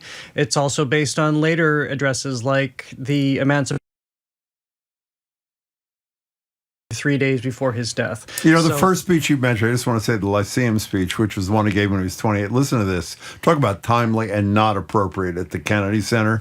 He says in this, this is Lincoln, as a 28-year-old man, as Jared said. He went on to say the Constitution and rule of law in the U.S. should be, quote, the political religion of the nation. I mean, is that perfect? I mean, that really is. Yeah, well, I think we've lost our religion at the present moment. So it's not going to be at the Kennedy Center. Where's it going to be? So, big news this week. Actually, we broke it on the Culture Show because Congratulations. Chad Smith, thank you, the president and CEO of the Boston Symphony Orchestra, was on the show this week and announced that Tanglewood is going to offer the premiere of this piece, and that's going to happen this summer on July 2nd. So this is, as Chad said on the show, Philip Glass is really, really excited to have his piece, the first performance, happen at Tanglewood. And this is a huge coup, I think, for the Boston Symphony Orchestra to get this major new work.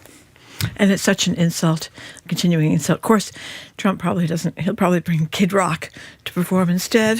Well, it'll be interesting to see who shows up. I mean, this is part. We've been having this ongoing debate, and I fully own that I had said for so long. I would argue that artists should perform at the Kennedy Center. I think that's changed now that he's put his name there. But also, what they're recognizing is there's no business economic reason for people to perform at the Kennedy Center because audiences at this point just aren't showing up. And also, am I not right that I think the conductor and other parts of this performance in July are the ones who would have performed it at the Kennedy Center and are now doing it at Tanglewood, well, right? I think it came as a whole package because they're longtime collaborators with Philip Glass as well. So yeah, it was, again, huge coup. We're so lucky to have this here in Massachusetts. And so when is the Kennedy Center shutting down? Because supposedly it needs all these renovations that the president has talked about. Well, we don't know the latest. I mean, they're still submitting, of course, the renovations for the ballroom through various commissions. We saw the fighting lawsuits. It's so much bigger than There's the White a graphic today. I knew it was bigger. There's a graphic on the homepage of the New York Times today.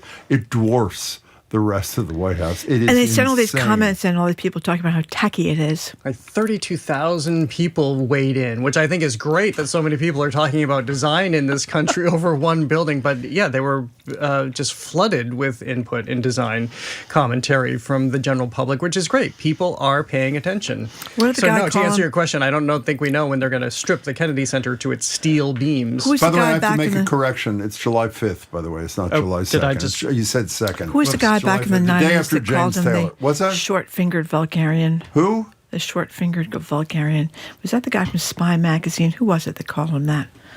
Trump. I can't remember. You don't remember? By J.D. Vance.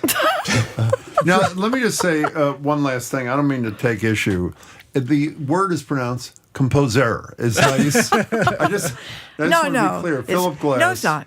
It's composer. Have you ever met Philip Glass? I have. I am so enamored of his work and so into him. I mean, what's he like? He's incredibly thoughtful and describes his work in beautiful ways because you sometimes find that people can be the best artists, but they can't convey what they do necessarily because it's all in their head. He's somebody who can do that. I interviewed him on the occasion of his book, his memoir, which came out a number of years ago, and he's really, really terrific. That's great. Chad Bowen, that's great. Nice Congratulations on breaking the story on the Culture Show. July 5th, yeah. I apologize for that. It's okay. Their whole series of what's American on, by the way, concerts starts July 2nd. You want to tell us what's on? Speaking of the BSO, Keith Lockhart is on the show today because he's going to be receiving the Third Lantern Award from the Old North Church for his career of legacy and leading our civic community through music. We love him. We're going to be talking about To Kill a Mockingbird out at Umbrella Art Center in Concord and why I that's love that place. That's where we just were. We saw John Baptiste what and the a Salt Lick wonderful people place. a couple of weeks ago. Yeah. Have you been there, by the way? I have been there. What a great venue. I didn't even know it like existed. 350 seats, perfectly banked. It's beautiful.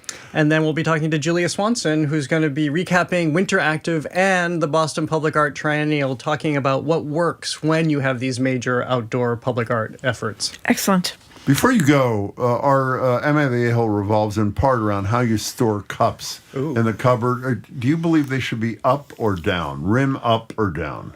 Mine are up. As well, they should be. They're in a cupboard. In a cupboard. I think we're going to have that debate. And if a spider crawls in, it's a little protein to add to your day. Nice to see you, Jared Bowen. Check him out 2 o'clock today. Thank you, Jared. See you, We've been speaking with Jared Bowen, GBH Executive Arts Editor and host of The Culture Show, which airs right after the Curiosity Desk, 2 o'clock here on GBH 89.7, Jared and The Culture Show. Coming up after the script break, my favorite day of the week, it's Am I the A-Hole Day? Get ready for a heated debate about the proper placement of cups in your cupboard. I'm Marjorie Egan, Houston Browdy. Listen to BPR 89.7 GBH, streaming at youtube.com/GBH News.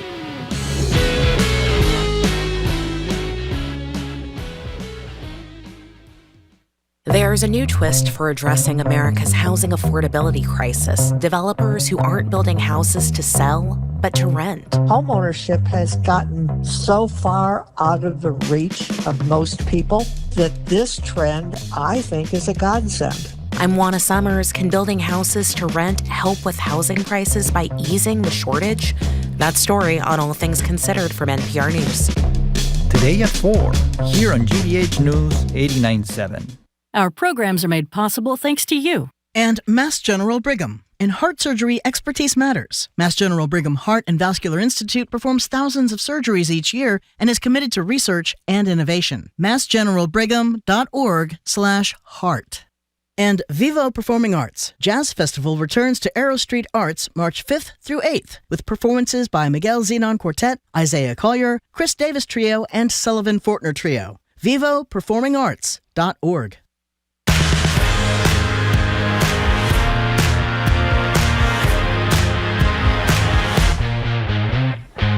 Welcome back to BPR on 89.7 GBH. Marjorie Egan and Jim Browdy streaming at youtube.com/GBH News. Not at the library tomorrow. We're finally back at the library on Tuesday the 10th. But we will have live music tomorrow in studio in wherever we are, in Brighton. So it's time for Am I the A-Hole? As Marjorie said, her favorite segment of the week. We scour the internet for something to, viciously debate with you. Today's no different. Our prompt comes from the unpopular opinions page of Reddit. And I have to admit, we embellished it a little bit because it's an issue we wanted to include, where one person confidently claims that putting cups away, listen carefully, rim side down, is just plain wrong. The argument in favor of putting your cups away rim side up, most cups are put away inside a cupboard, so there's not really a risk of dust or anything gnarly settling inside the cup. And in fact, putting the cup's rim in contact with the cupboard shelf is actually more contaminating. Do you buy that argument, or is our poster the a-hole for mandating the way cups get put away? What difference does it make? Anyway, now here's the embellishment. The poster also upset about something else. His partner has maybe 100 cups and only uses 2. So he wants her to dump the other 98. So the question is, who's the a-hole? The Cavalier cup store who also has way too many cups, or the controlling partner who demands rim side up, Marjorie, and wants unused cups to land in the recycling bin? The number is 877-301-8970. A compendium of cups issue is the subject matter of today's Am I the A-Hole? Aren't you the person with 100 cups who only uses 2 of them? I'm not sure. I'm not sure. Okay. That may be the embellishment that I added to the Reddit thing. So the issue, and by the way, today, if you want to say who's the a-hole, it's fine. It's also if you just want to weigh in on the cup up or down issue, and if you are like somebody I know fairly well who has maybe 100 cups in the house and uses the exact same 2, and the only reason I or that person uses 2 is because one's in the dishwasher. I use the other one. When the other one's in the dishwasher, I use the other one. We want to know. 877-301-8970. Go ahead. I also feel very strongly about my cups. You do? I have cup arrangements. No, in my okay, house. go ahead. Well, if you have, and it was just there when we got the house, the glass cabinets. You know, there's glass cabinets, so you see. I have what's hazy inside. glass. Yeah, that covers a myriad of sins. It does. When you have the glass cabinets, you have to think how you want the So how do you arrangement arrange of the them? cups. How do you arrange them? Well, I have about 40 cups, and I arrange them by color, and they're beautiful different that's colors. nice. I have the yellow and green ones on one shelf. I have I haven't taken down the Christmas cups. I should. No. The bright red ones in another shelf. Yeah. I have blue, green, yellow, orange cups. I got them in anthropology. That's I have nice. 8 of them all arranged.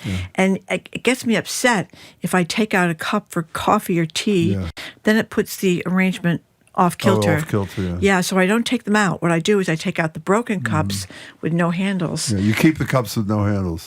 That's right. You do. To heat up my coffee, if I want to heat up my coffee, and then I put the whole thing in a mug. How long is it going to take to explain this? Do you And I think? don't even use Okay. I don't even use the cups Okay, fine. because they ruin my arrangement. So what? Okay, none of that was what we're talking about, but that was fine. So rims up or rims down? Rims up. Okay.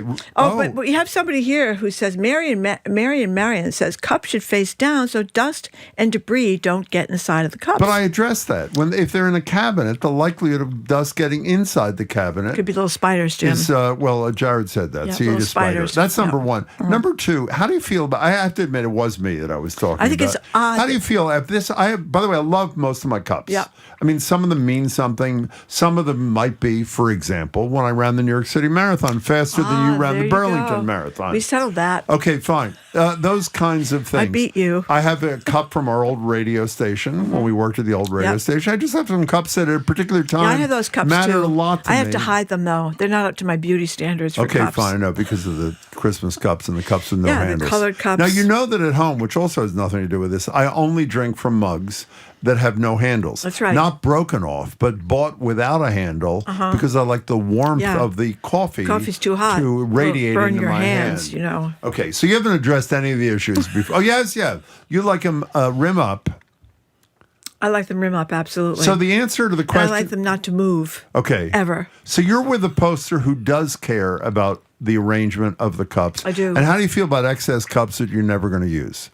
Try to answer this succinctly if you can, okay? I think it's okay. It is okay? I think so. It's okay. It's I like think hoarding. we have a lot of well, it is, but you're a hoarder. I'm not a hoarder. I'm not hoard.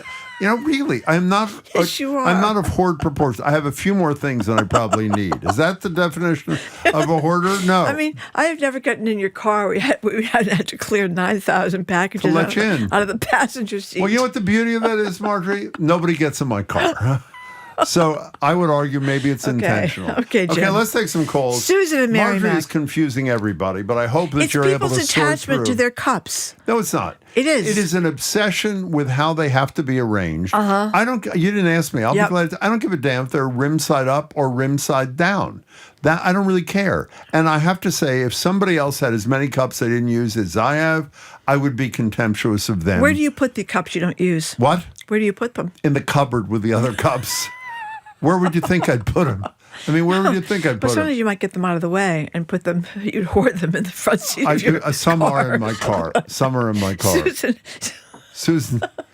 And it's my car, by the way, which means I can put them there No, you if can I do want. whatever you want in Put that, the cups that right car where they of are. yours. Odoriferous car of yours. You know what the Susan. other issue is? Do you stack cups? I mean, that's a real issue. I stack cups, Two. which Only I don't two. like stacking, and I stack them anyway, and I think it's wrong. And so no, I mean it. I'm being self-critical and trying to be as honest and transparent as I can be. I don't like the whole notion of Okay. stacking a ceramic inside another Well, when you do the ceramic. third cup, it gets dicey. It is dicey. And 4 cups, you may lose them altogether. Wow. Susan and Merrimack, you've been very patient through Marjorie's endless rambling on this topic. Welcome to the show. Nice to have you. Hi. Hi. Thank you. Hi. Well, I think there's probably blame to go around there, Jim, on think who's so? rambling. That's a good Fine observation, Susan. Go ahead. I may or may not have had a carpenter come to my house and install an extra shelf in my cabinet for my excess cups. There you go. There you go. I'm with you, Susan. Now, So why? that's the first thing. The second. Yeah. Oh, go ahead. No, you go ahead. I want to hear the whole thing. Go ahead. So as far as how they're arranged up or down, it really depends. I have cups that are tapered with bigger at the top and smaller at the bottom. So some are up and some are down That's so brilliant. that they'll all fit. That is a really important point, by the way, which we totally ignored. Now, Susan, why do you have more cups, significantly more cups than you actually use, would you say? Well, the same reason you do. I mean, I've got the one that my college roommate gave me when she was a year abroad, from Scotland. Nice. I have, the one from my reunion at college. Just lots of different ones that have meaning for me, and I just don't want to part with them. I think that's a beautiful reason. Susan, that was an excellent call. Thank you for sharing your perspective with us. HD Guy on YouTube says, I keep my cups on their side because why not? Exactly. That's fine. That's a good one. And here's the smug next mug. one. Where's your smug mug? I have those hidden. How many do you have? I have those hidden. I have a couple of smug mugs. I have old ones from our old radio station. Those are like collectors. Yeah. Oh, wait, the old radio those. station? Yes. Our pictures weren't on the wall. Yes, somebody did a painting. They were? Yes, they did a painting. Oh, you're right. We have that one. We have a picture of us with Healy, that was the lieutenant governor. Not Maura Healy. What was her first name? I'm not telling you. Yeah, her first name. She was with Mitt Romney. She was Lieutenant Governor Mitt Romney. Carrie Healy, thank you. Took me She's a on while. our mug? She didn't even work on the show. Well, we have a picture of her and you and me on a mug, which is hidden. It doesn't make the cut. I have beautiful mugs on my Okay, can I tell glass. a great Carrie Healy story? It has nothing to do with anything. This is we like her. So this is she's a cup hoarder. So, or shortly after she became lieutenant governor, she emailed us and said her person emailed us and said she'd like to have a meeting, and we said great, we'd love to meet with lieutenant governor too. Just propose some time. Oh, and the aide says she's a huge fan of your show. She listens every day, and I said, can you email some times and we'll pick one.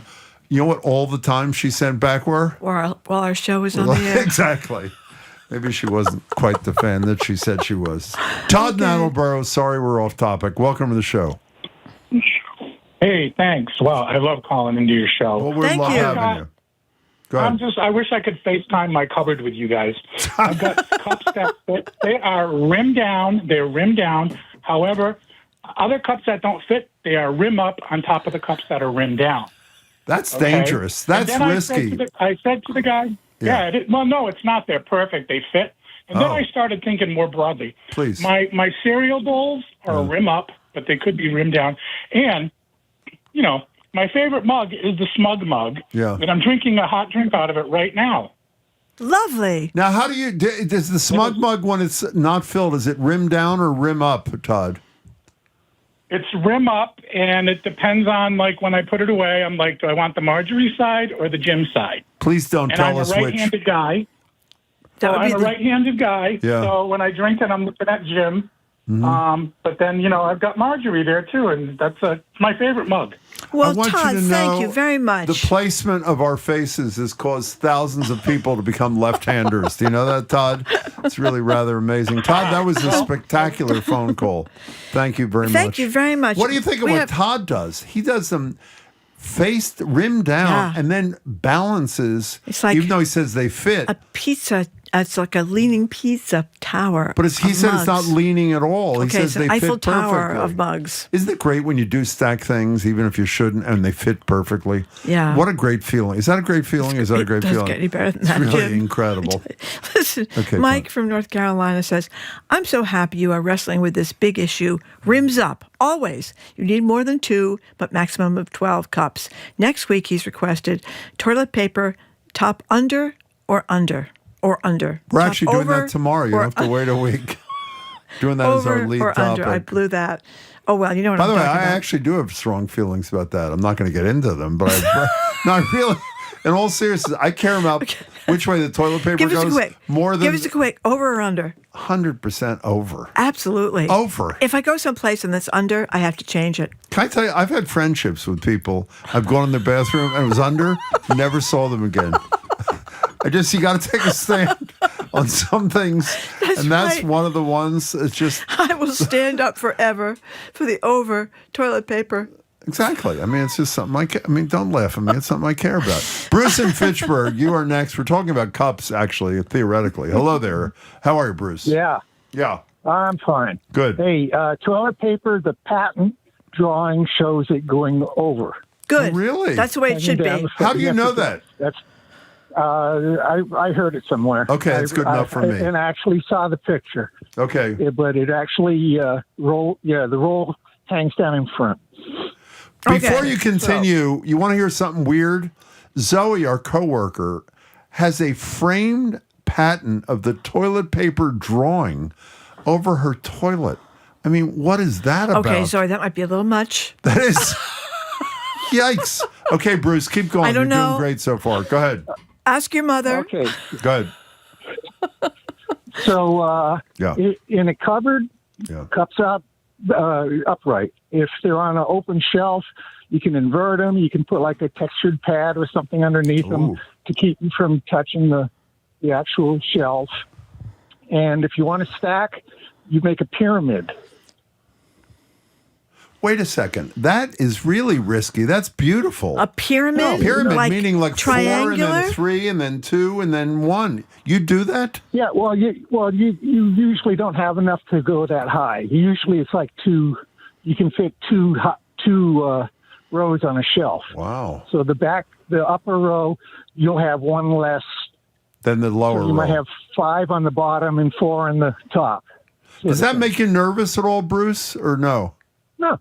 Well, that's your solid soul. That is very bold. Bruce, thank you for the call. You ever done that, Marjorie? I have never done that. That is really... But I get my creative. arrangement. He has a pyramid arrangement. I have the 4 cups on one side, 4 cups on the other side, and the broken Symmetrical. cups in the middle, Yeah. where the glass is, the wood. But when one comes out, do you get totally screwed up? I don't like that. Yeah. What do you do? That's a little anal, if you know. That's what I said. I don't take them out. So you don't take I them. use the ones with the broken handles. So let me... Do we So I get don't into... have- Why do you keep the ones with the broken handles? So I don't have to undo my arrangement of Is that my really the beautiful, reason? beautiful cups. Is that really yes. the reason? And then if you have really pretty ceramic bowls or containers, Mm-hmm. you want to stack them, the littlest one, and then the middle one, and then the big one, so they like make a pyramid kind of thing. So that's what I do in my ceramic bowls. I stack them from the You littlest look really to the happy biggest. right now. I That do. makes it brings you joy, doesn't There's it? something very, and they're all different colors. I hope so. Range with the colors. Sure. I'm generally kind of a slob, but my cup arrangements, Jim, make me feel happy every day. You know what just occurred to me? Another Nothing like gift I gave arranged you cups. that you treated poorly. Everybody knows I gave you the red wool socks. They were Right. very expensive, and you not only never Right. used them, you ridicule them. I did. I just realized, because I was so taken by those mugs with no handles, I bought you a box for some birthday or Christmas. Yeah. And you know what you did? You gave them back to me like a month. You know this? A month or two later, saying that I like them more than you did, and I should keep them. Well, they didn't make the cut for my cup. Why? Because they didn't arrangements. fit with your... They didn't have beautiful colors, and they didn't have handles. Okay, that's really rude. Well, a lot of your broken ones don't have handles either, do they?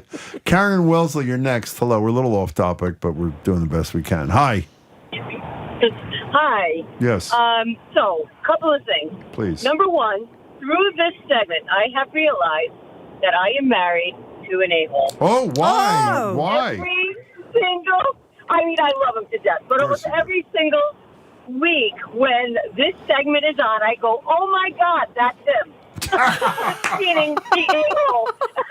How is he an a-hole in this particular instance there, Karen? Okay, so he moved in with his parents. His father was sick. They both passed away. Oh. I moved in with him a few years later.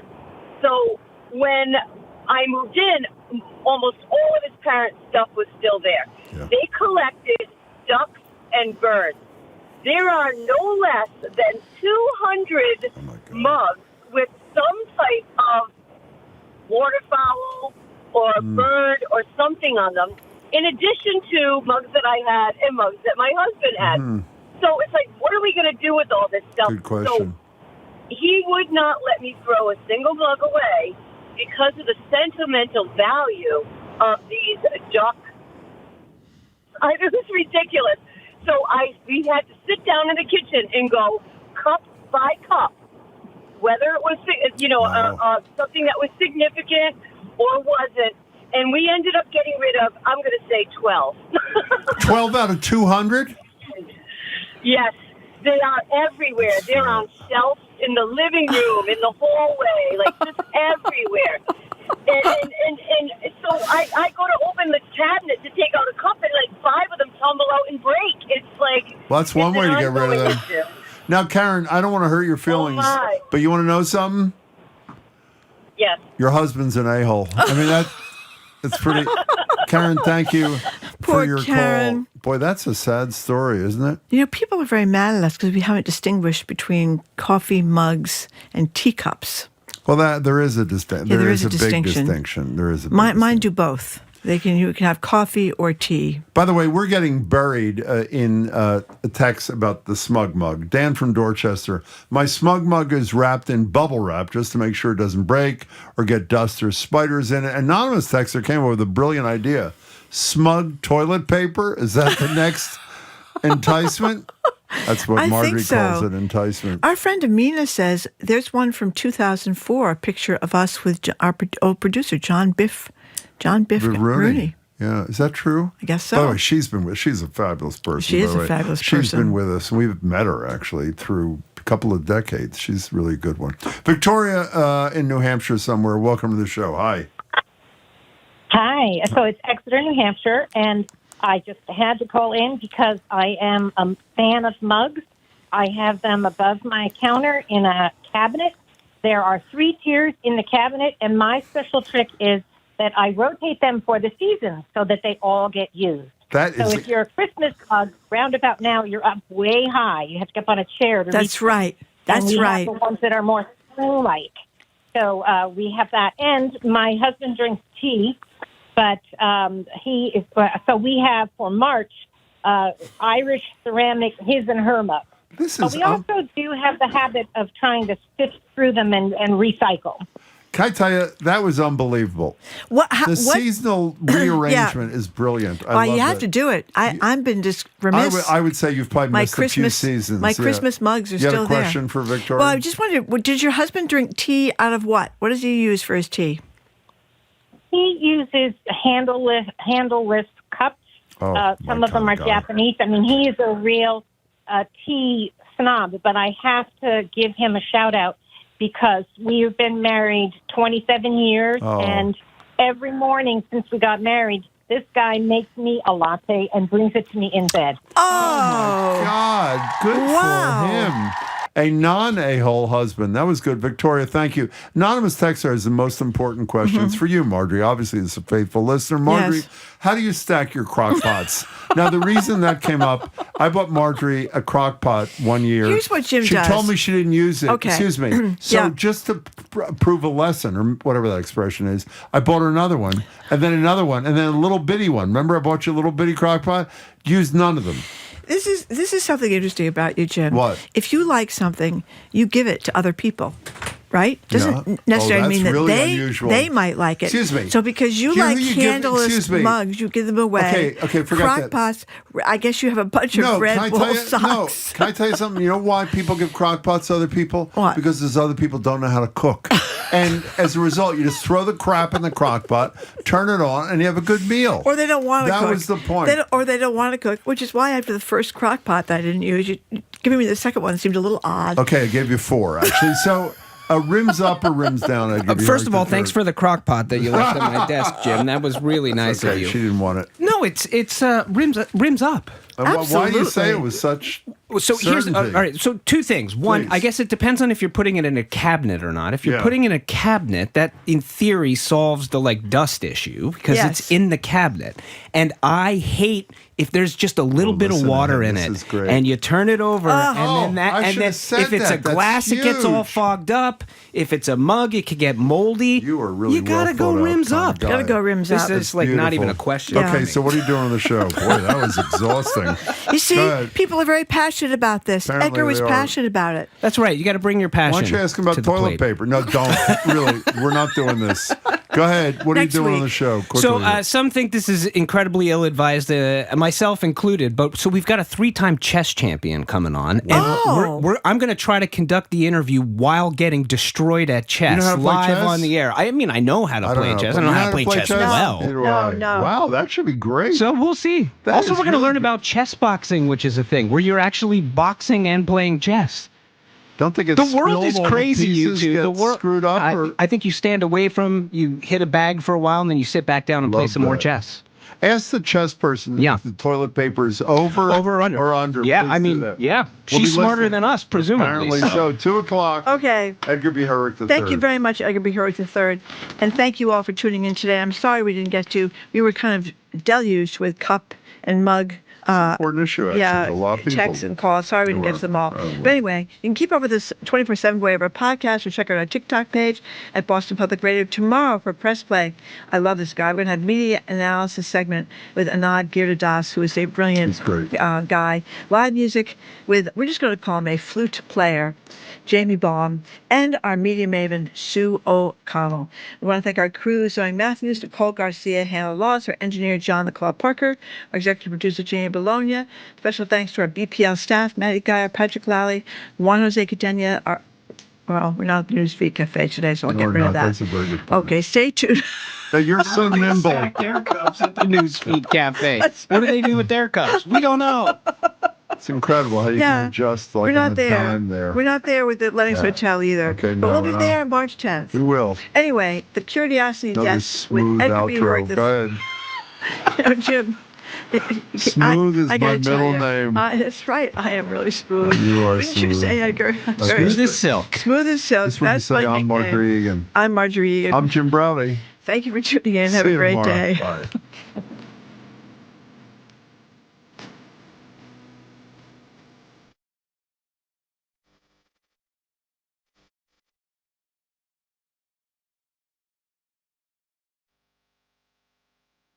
From the stories of centuries past to discoveries that will define our future. How Did We Get Here's how-tos and more.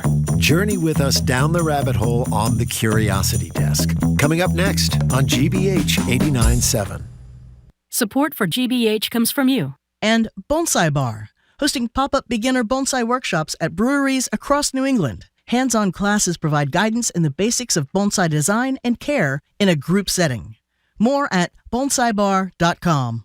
And the Art Complex Museum in Duxbury, Massachusetts, currently displaying the Duxbury Art Association Winter Juried Show, prints by Armin Landek and works by Massachusetts artist Mo Kelman. More at artcomplex.org.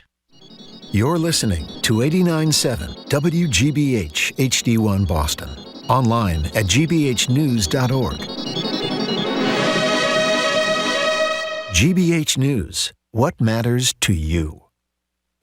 I'm Edgar B. Herrick III. Today on the Curiosity Desk, today's burning curiosity question: how many times can a thrice national chess champion beat a radio host on air during a live interview? Jennifer Shahade is in town for an exhibition match at MIT. She'll also speak on what the game of Kings can teach us about the game of life. Then, we're just as obsessed with Punch as you are. That poor, socially outcast baby monkey at a Japanese zoo is warming hearts the world over. We'll talk with a conservation biologist. Turns out his companion stuffed animal, totally normal. At the age Punch is, he would still be carried around by his mother mostly. So in order to replace that, he hugs his stuffed animal. Then we take a look in the mirror and ask, why are we totally taken in by cuteness? It's all ahead this hour on the Curiosity Desk.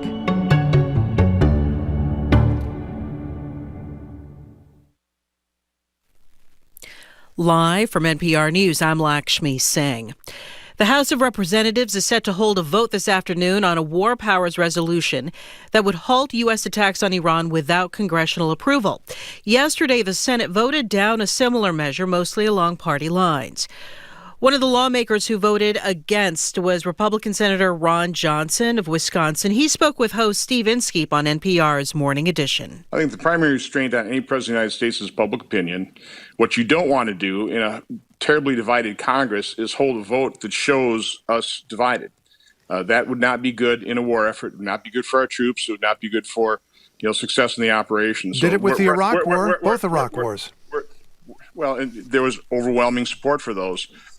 Probably shouldn't have gone to war at that point in time. Are you saying we should avoid a vote because the country is not behind the war? What I'm saying is right now, somebody's got to make the decision. That's the commander-in-chief. Senator Johnson speaking with NPR's Steve Inskeep. Foreign ministers in the European Union held an emergency meeting today in Brussels with their counterparts from the Gulf Cooperation Council about the Iran war.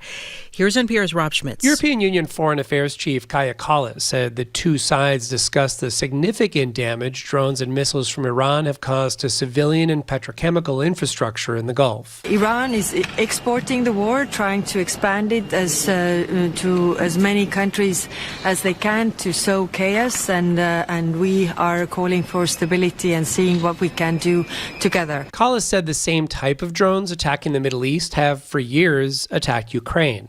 She said the EU is putting Gulf countries in touch with Ukraine's leadership to share notes on how to defend themselves from Iranian drone strikes.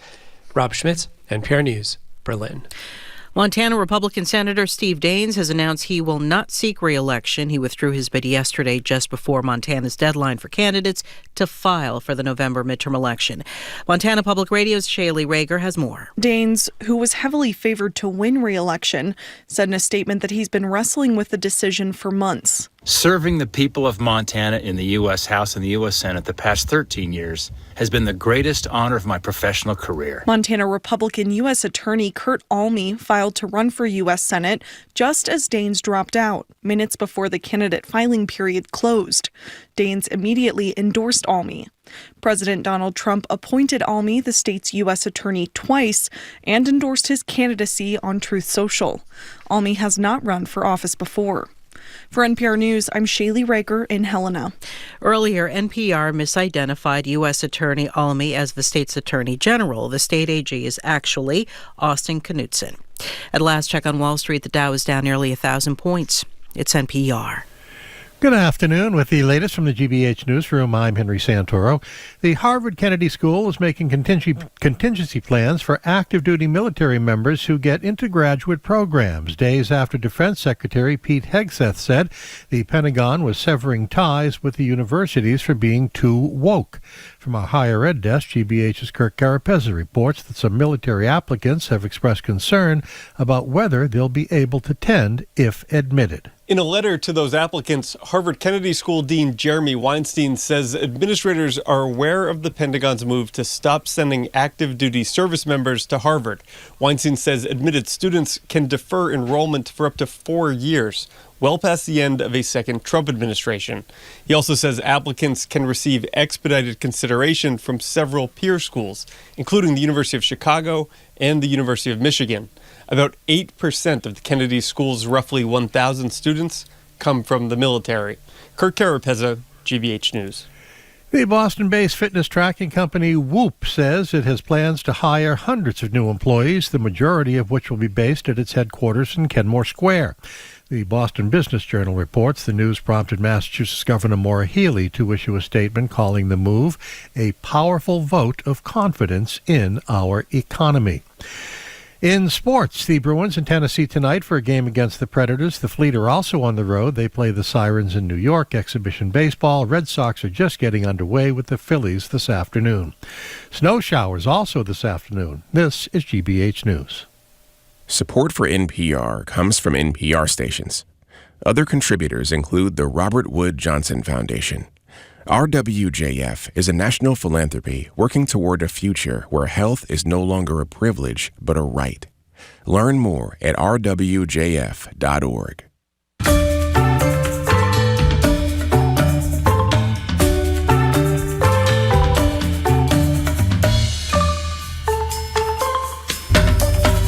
You're listening to the Curiosity Desk on GBH. I'm Edgar B. Herwick III. We're streaming live at youtube.com/GBH News.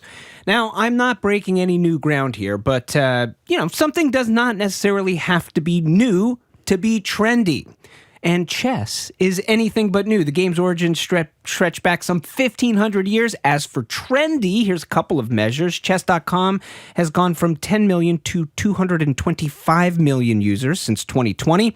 In 2020, Gotham Chess posted its first YouTube video. Today, the channel has 7.2 million subscribers. As for why, folks say it's everything from the popularity of Netflix, The Queen's Gambit, to the COVID pandemic, to the sports evolution in the online era. As for if it is actually a sport, we will get into that and more with our guest, Jennifer Shahade.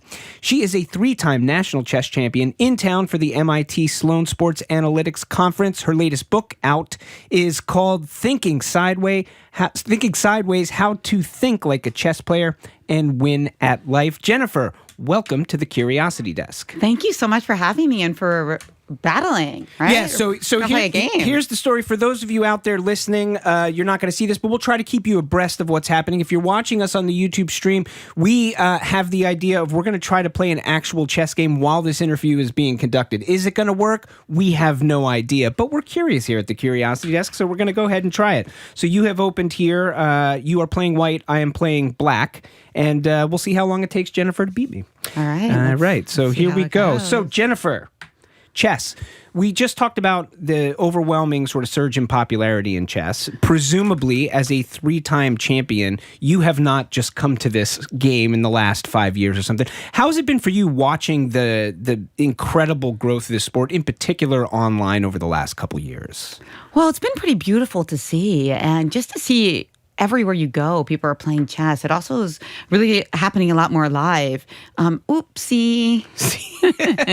I brought my bishop out. She took my bishop with her queen. This is not looking good for me already. Yeah, of course I'm happy. I love the game. I think it can teach you so much. I mean, that's kind of the point of my book, Thinking Sideways, that like even if you don't become a grandmaster chess player, you can learn so much from the game. So to see people pick it up is very nice. And when you play in real life, in person, over a board, you often get into this kind of flow state, which is so antithetical to a lot of what we're doing online. And I think that's one of the reasons people like it so much, because they're craving that deep thought. When you say flow state, what do you mean by flow state? For the record, I am getting eviscerated here very quickly. I thought you were getting into the flow state. If this is my flow state, I am in deep, deep trouble. No, when you say flow state, what do you mean? I mean, when you're totally wrapped up into what you're doing, so you're not thinking about anything else but the thing. Happens a lot to chess players, to musicians, to podcasters, writers. Yeah. And it's really one of the most favorite times of the day when you get into that flow experience. Sometimes people get it from work, from working out. You're in Czech, so you can't do that. Sorry. Thank you. Sorry. So get into that flow state, then you'll find the best move. There we go. That's probably not the best move. But chess is really good for getting people into the flow state, especially children. So that's one of the reasons I love it for kids. So let's talk about the fact that, I think that there are a ton of, I mean, maybe this isn't true now, but I think a lot of kids, and there are numbers out here that suggest that a lot of people learn to play chess a little bit as a kid, and then it's not something that they necessarily stick with as they move, later into life. Do you have a sense of why that is, or are we doing a better job at sort of continuing to foster young people's interest in chess? I think because when they're little, their parents decide what they want to do. They're like, I'm going to send you to a chess coach. I'm going to send you to chess tournaments. And then when children get to the age of 11, 12, 13, they kind of decide what they want to do. So it's actually kind of normal for there to be some attrition. So that doesn't necessarily break my heart. I think that people can learn a lesson from chess and then go do something else amazing. But it is becoming more popular among teenagers and grown-ups, which is really nice because everybody needs the lessons from chess, not just children. We're talking with 3-time national chess champion Jennifer Shahade, who's in town for the MIT Sloan Sports Analytics Conference. I posed the question at the top. Chess, is it a sport? ? What's your take? Is chess a sport? Oh, definitely. Chess players are always losing so much weight in tournaments. In fact, is it just the stress, or is it honestly? One tournament had to be called off because one of the players lost so much weight during the match. That was the Kasparov-Karpov match. So it is the stress. It's also the long periods of fasting and the brain working. So yeah, I definitely think it's played as a sport these days. And, when you talk about the competitive nature, competitions, sort of serious sort of chess stuff, is that, are we seeing that change with the increased popularity of online chess? I mean, as we talked about the trend of chess, more people playing chess, a lot of that is happening online. Is that having an impact in sort of the real world at the higher levels of the sport? It definitely is. You see influencers at tournaments filming reels for TikTok and Instagram Live. They're just really interested not just in playing good chess, but also making creative content around chess, which I really love to see. I've always been very creative, and I've loved those sides of chess. I mean, the greatest artists in history have often come to chess to make sculpture, or in Marcel Duchamp's case, to submit a toilet into an art exhibition. So there you go. We were just talking about toilets with Jim and Marjorie, so you're weighing in on that as well. We have a YouTube poll going. Who do you have your money on in this particular chess game that we're playing here? 82% say you. I don't know what's wrong with the other 18%. I know. You have a lot of big fans. Yeah, that is completely wrong here. So you are in town for the MIT Sloan Sports Analytics Conference. What are you doing there? Well, actually, chess is a big part of the conference, and it has been for many years. Tell me more. Well, the idea is that in chess, it's all about data. We're looking up our opponent's games and trying to figure out what we should play against them, right? Based on their weaknesses and this vast trove of data. And that's really taken over the sports world as well. You can't move that because it's pinned. I'm going to be, I can't move. So her queen is sitting there looking straight at my king here on the board. And my bishop is in between the two, but that is the only thing that is keeping me out of check right now. So I can't move that bishop. Is that what's happening here? Yes, exactly. So you're in a bit of trouble here, but that's okay. I'll help you. All right, what would you do if you were me right here? Play against yourself for a moment. I would really move my knight out. Development is always really important would you go here, in chess. So here or here? I mean, you're going to lose no matter what at this point. Knight c6, though, because if you play knight d7, I have mate in 1. I see. Which is no good. There we go. Checkmate in 1. Oh, so yes. You meant this. Yes, I meant that. There we go. Exactly. Let's extend it a little longer. I'll let you do that. Yeah.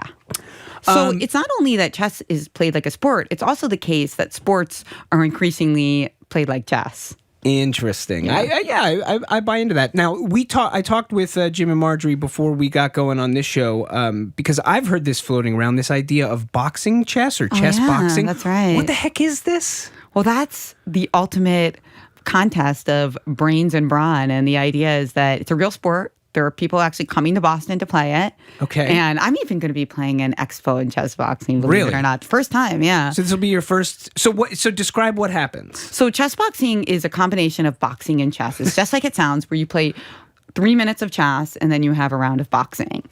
And you win by either knockout or checkmate. Do you want to play that instead? I mean, Let's go.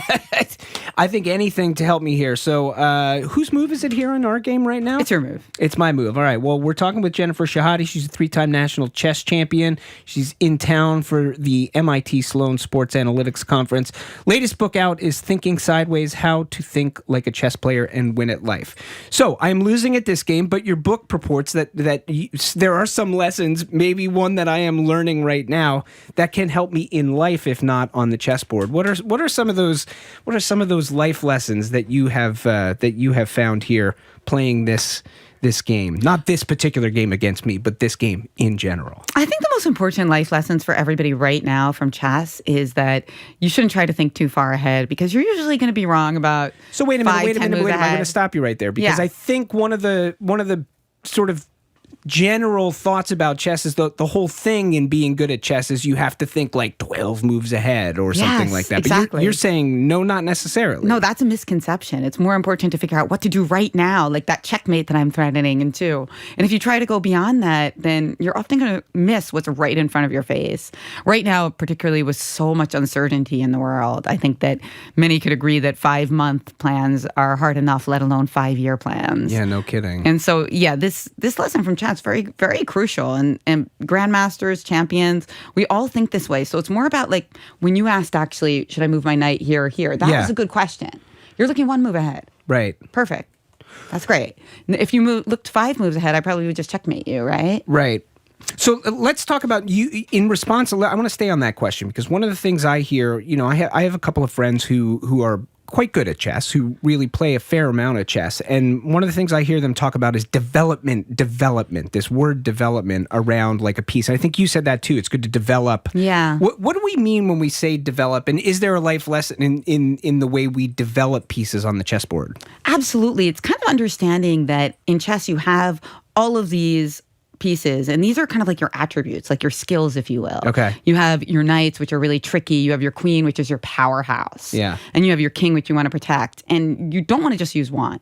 You really want to make sure that you use all of them. So that's when they say develop, they mean don't just like move this piece over and over and over again. Yeah. Because that's a form of tunneling. You might be the best at moving your bishop. Yeah. But if you only move your bishop, you're still not going to win. One trick pony. Exactly. So you just want to allow yourself to get connected with all the different skills that you have.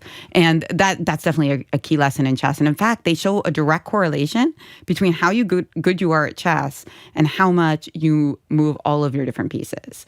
So a weaker player is more likely to just move the queen over and over and over and over again. Interesting stuff. What about this sort of notion of? I think one of the things that I struggle a little bit with chess is like.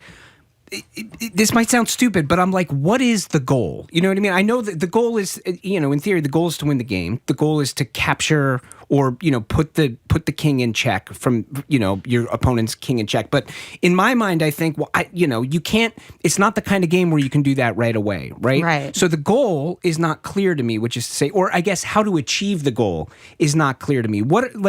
How do you break down the steps you're taking along the way, and sort of what is the goal of each of those steps, or how do you think of what are the goals along the way to the ultimate goal?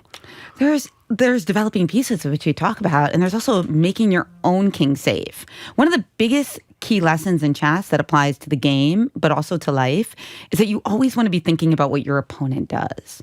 And so what you see in major tournaments is that sometimes players will literally get up in between moves and look at the position from behind their opponent so that they can be like, well, what is it like to be Edgar here? Interesting. Not good in this particular position. But I'll make a move for you. Maybe, speaking of developing all your pieces. Yeah, so talk to me here. Move your this other knight. Yeah, your other knight. Right, Why so not? develop this one here. Yeah, right, that's so a good I'm move. Spending some time developing my knights here. We mentioned that you're doing an exhibition match as part of your appearance at this conference. What is this exhibition match that you're doing? I'm going to be doing a couple of different chess games there. One of them is actually going to be quite interesting. It's a game called Hand and Brain. And that's a really fun thing because a lot of making a decision in chess and in life is in these two distinct parts. The first part is you decide what piece you want to move. Okay. And right the second now, part, I'm going to decide. Yeah, so you've decided you want to move this piece. I'm going to move But then the this. question is, which square? So I feel like that's a lot like life, where the first part is deciding what your options are, like what your potential guests are, what vacation destination you want to go to. And then the second step is actually picking between them. And some people are better at one of these skills than the other. Yeah. You can actually use this in real life. Like if you're kind of trying to decide what movie to see, one person picks 3 choices and the other person chooses between them. And that's a lot like the game Hand and Brain, which is actually a partner game. So you chose to play here. Yeah. Okay, fair enough. Let's see. I'm going to continue my aggression and put my knight into the center of the board. Yeah. And now you have a very interesting move, by the way. You can put me in check. I can put you in check. Yes, you can. Very interesting. Let's see if you want to do it. I'm going to go for it. Yes. Bam, that's at least one way to do it. Well, I right? thought you were going to do this one because then Why? this is okay. I mean, this is not as good. It's okay. You've chosen poorly. Let's choose this one. Yeah, I like that one better. Okay, because now I'm in check and I have to move my king. I can't take your knight. All right, I'm going to move my king here. How's that? That's pretty good. We're talking to Jennifer Shahade. She's a 3-time national chess champion. We've talked a little bit about this explosive growth in chess in the online space and in other spaces. The gains have not necessarily been equal, so to speak, with women users and men users when it comes to chess. Which is to say, it seems like it is still a pretty male, heavily dominated sport. Is that true? Is that changing? Is that an issue? Well, I think chess has a lot to bring women and girls. So my whole career, I've been trying to get more girls into the game. And one of the things that happened was when the Queen's Gambit, the hit Netflix show, launched, a lot of people thought that it was going to get so many more girls and women into the game. And it did get a lot. But actually, it still brought more men into the game, believe it or not. And I think part of it is because the chess boom happened online. And it was very much linked with tech.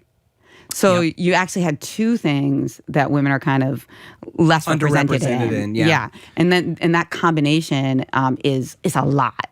And I did just attack your knight. You can take my rook, though. Yeah, I'm definitely doing that because now I'm just going for like maximum damage before I lose, which I feel like is a defensible way to approach this at this point. Now I'm going to do something that I do against a lot of my chess students. Oh, okay. Including my son, who's 9 So for now. those who are just listening to us on the air, she is flipping the board around right now. Yes, because I did let you take my rook on A1. Yeah. But you should never trust a poker player. I also play poker. Because now I have checkmate in one move. Let's see if you can find it. So, because she's already won, she's graciously giving me an opportunity to play against myself. So I'm going to walk through this. If I'm going to assume, maybe I'm assuming it's wrong that it has to do with your queen here. No, that's right. The queen is the powerhouse. So if I go here, I can take you, but I can't because of this. So if actually you have checkmate twice, don't you? Because if you go here or here, but if you go here, I can, oh no, I see it. Yes. If you go here, I can move here. Well, or you could even take the queen. Or I can take the queen. But if you go here, I can't take your queen with my king because your knight is right there. Exactly. And if I don't move, and if I move here, I'm done. I can't get your queen with anybody. That's it for me. I'm so cooked, that's checkmate. folks. But you that's found checkmate. it. But you found it. Do I get to do this thing? Yes. Drop your own king. See? So that's... I flipped my king over like you see dramatically in every movie or every television show where there's a chess match and then the person is defeated. And then we shake hands. Yes, we do. Yes, we do. But didn't that feel kind of good? So you still... Actually did. That was very empowering. Thank you for that. You got to put the checkmate on the board even though I did win.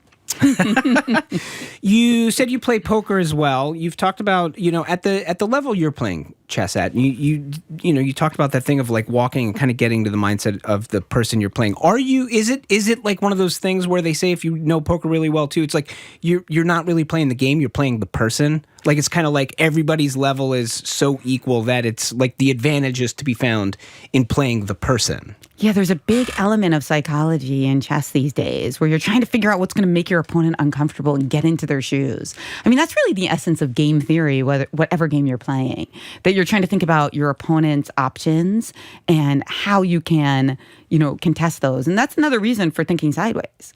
Because when you think too many steps ahead, and think about this in life too, if you're thinking 5-10 moves ahead, it often means that you're kind of ignoring the other person. Like think about it as an interviewer, like if you're thinking 10 questions ahead, totally, you're not present, right? That's right. That's 100% right. Like I can have a very good interview planned. I can have really great questions, but in the moment, it's never going to go the way you think it's going to go. So you've got to be able to think on your feet. And so you say chess is like that. Exactly. Yeah. Do you have to be good at it to enjoy it at that level? Like, is there like a, is there a level that you've got to get to really be able to enjoy some of these things? Like, oh, I'm getting to be creative, or oh, I'm getting to live in the moment. Well, what do you think? Not really. I mean, with you, it's fun because you're clearly good and you're also like teaching me, you know what I mean? So I guess it's finding a good partner, which is probably another life lesson, right? Exactly. And it's true that the artistic elements of chess do require you to put a little bit of study into it, but not necessarily that much. It's also about finding the right resources. But that's a great question. And I mean, I can show you, like, for instance, one of the most beautiful checkmates in chess. Go ahead. Let's do one of the most beautiful checkmates in chess. We're almost out of time, but let's do it anyway. Okay. Let's do it anyway. Here we go. All right, so this is one of the most gorgeous checkmates in chess. You give up your queen. She's the most powerful piece. Yeah. So that seems like a terrible move, right? Yeah. But then when I take it, you can play a checkmate in one move with one of your weaker pieces on the board, the knight. And this is called the smothered mate. The smothered mate. And it's very nice because you gave up your most powerful piece, which is like a paradox, and you gave a mate with your weakest one. Why do you find it so delightful? Because it's surprising, and then there's this truth into it. So it's both truthful and surprising, and I think that combination kind of makes us feel great in art and chess and a lot of things. We've been speaking with 3-time national chess champion Jennifer Shahade. She's in town for the MIT Sloan Sports Analytics Conference. Her latest book is Thinking Sideways: How to Think Like a Chess Player and Win at Life. Jennifer, thank you so much. Thank you. Just ahead, you might have caught a cute macaque monkey named Punch making the rounds online. Just ahead, we learn what's going on with the monkeys at that Japanese zoo and what's going on with us psychologically that has us so obsessed with it. This is the Curiosity Desk on GBH. Don't go anywhere.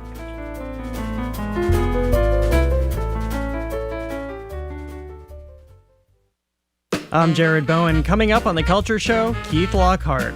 For 30 years, he's led the Boston Pops in the moments when music meets history. From the 4th of July on the Esplanade to the ceremonies that define Boston's public life. Now he's being honored at Old North Church with the Lantern Award, a distinction recognizing leaders who carry forward the civic ideals first signaled from that steeple in 1775. That and more on The Culture Show today at 2 on 89.7 GBH.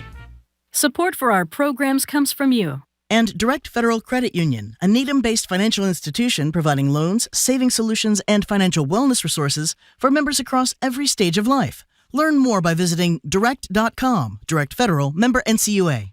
Reach your customers wherever they are with GBH. Your brand will stand alongside trusted, mission-driven content across every platform. Explore the impact of corporate sponsorship at gbh.org/sponsorship.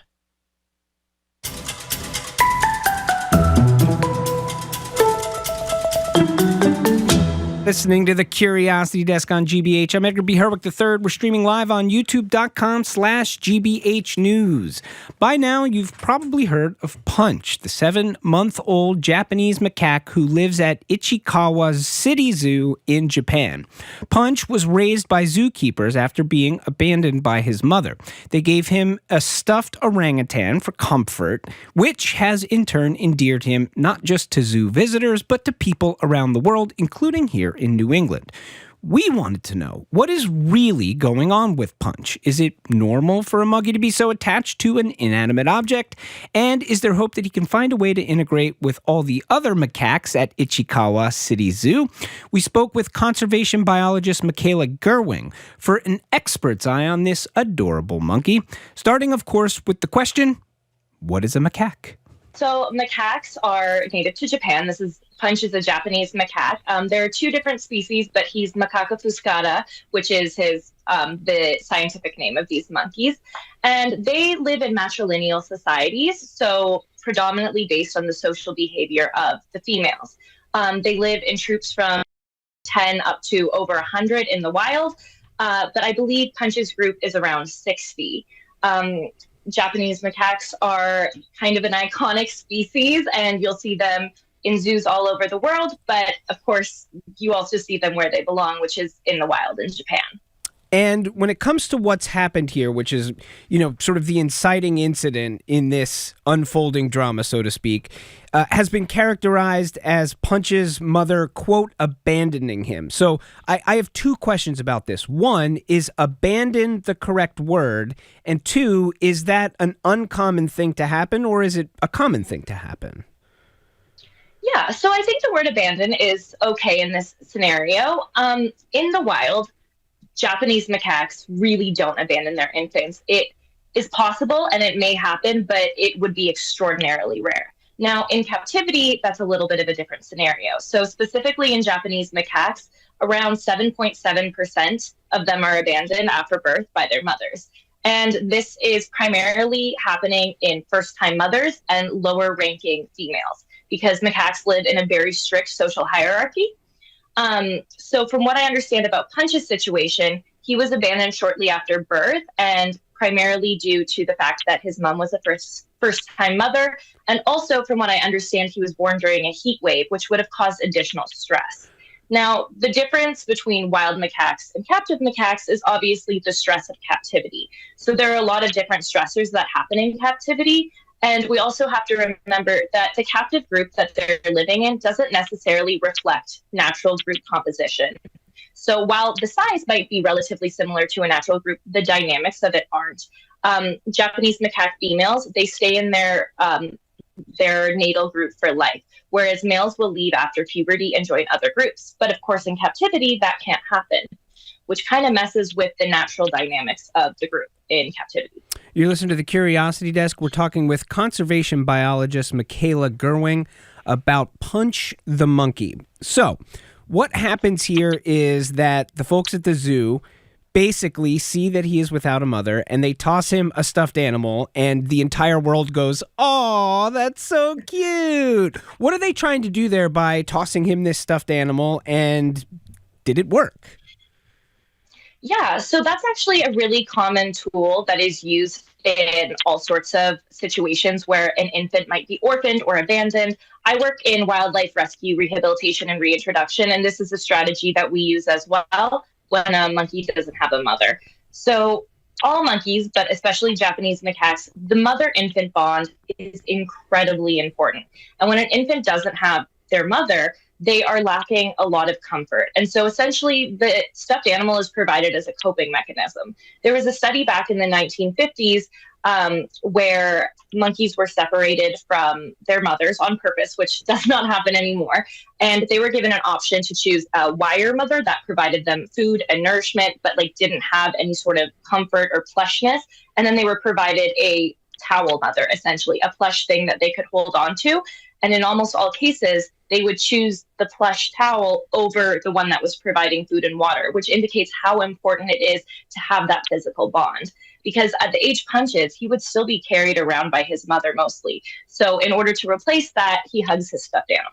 My understanding is that study was, or the results of that study were quite groundbreaking, which is to say, leading up to that, the going theory was, or the expectation was, that the monkeys were going to choose the one that was giving him the food and water, because the thought was that is why we bond with whatever is providing our sustenance. But it turns out, and completely transformed, the way that we study animals and think of ourselves, because it turns out, no, actually what we really wanted were some cuddles.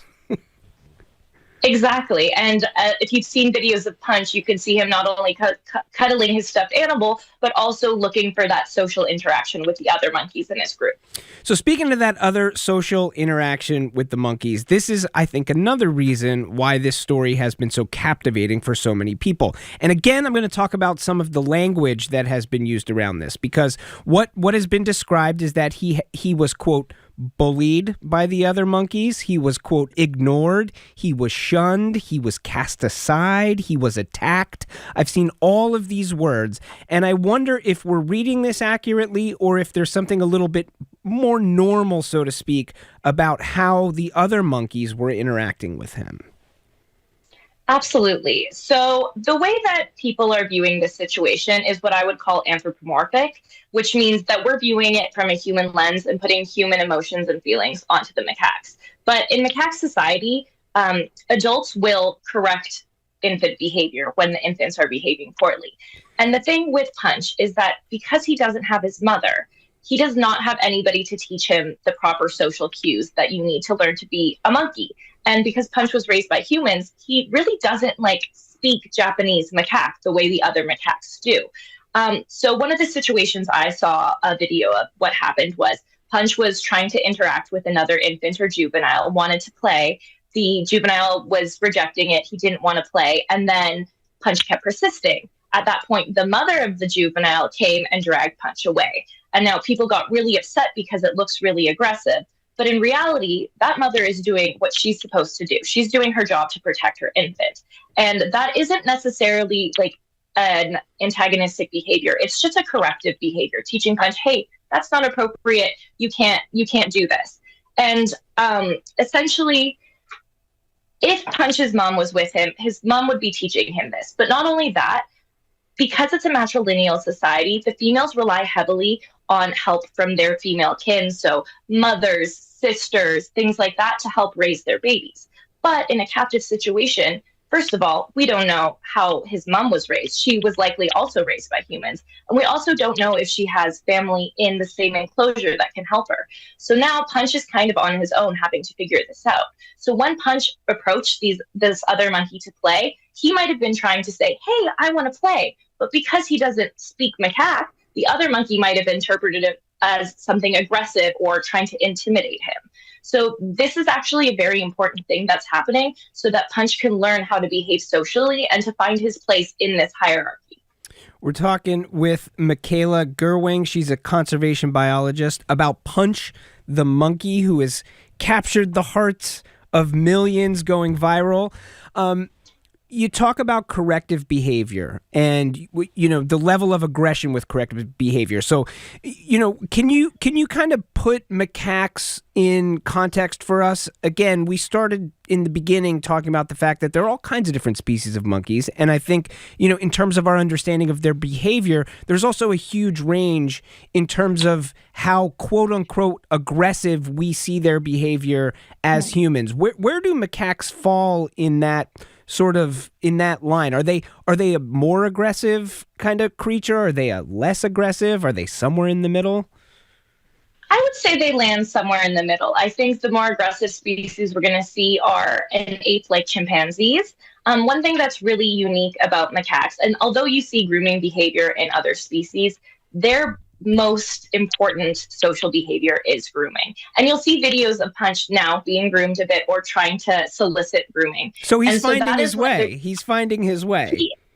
He is finding his way. I've recently seen some videos of him interacting with some other monkeys in a very socially positive way, even for short bouts of time.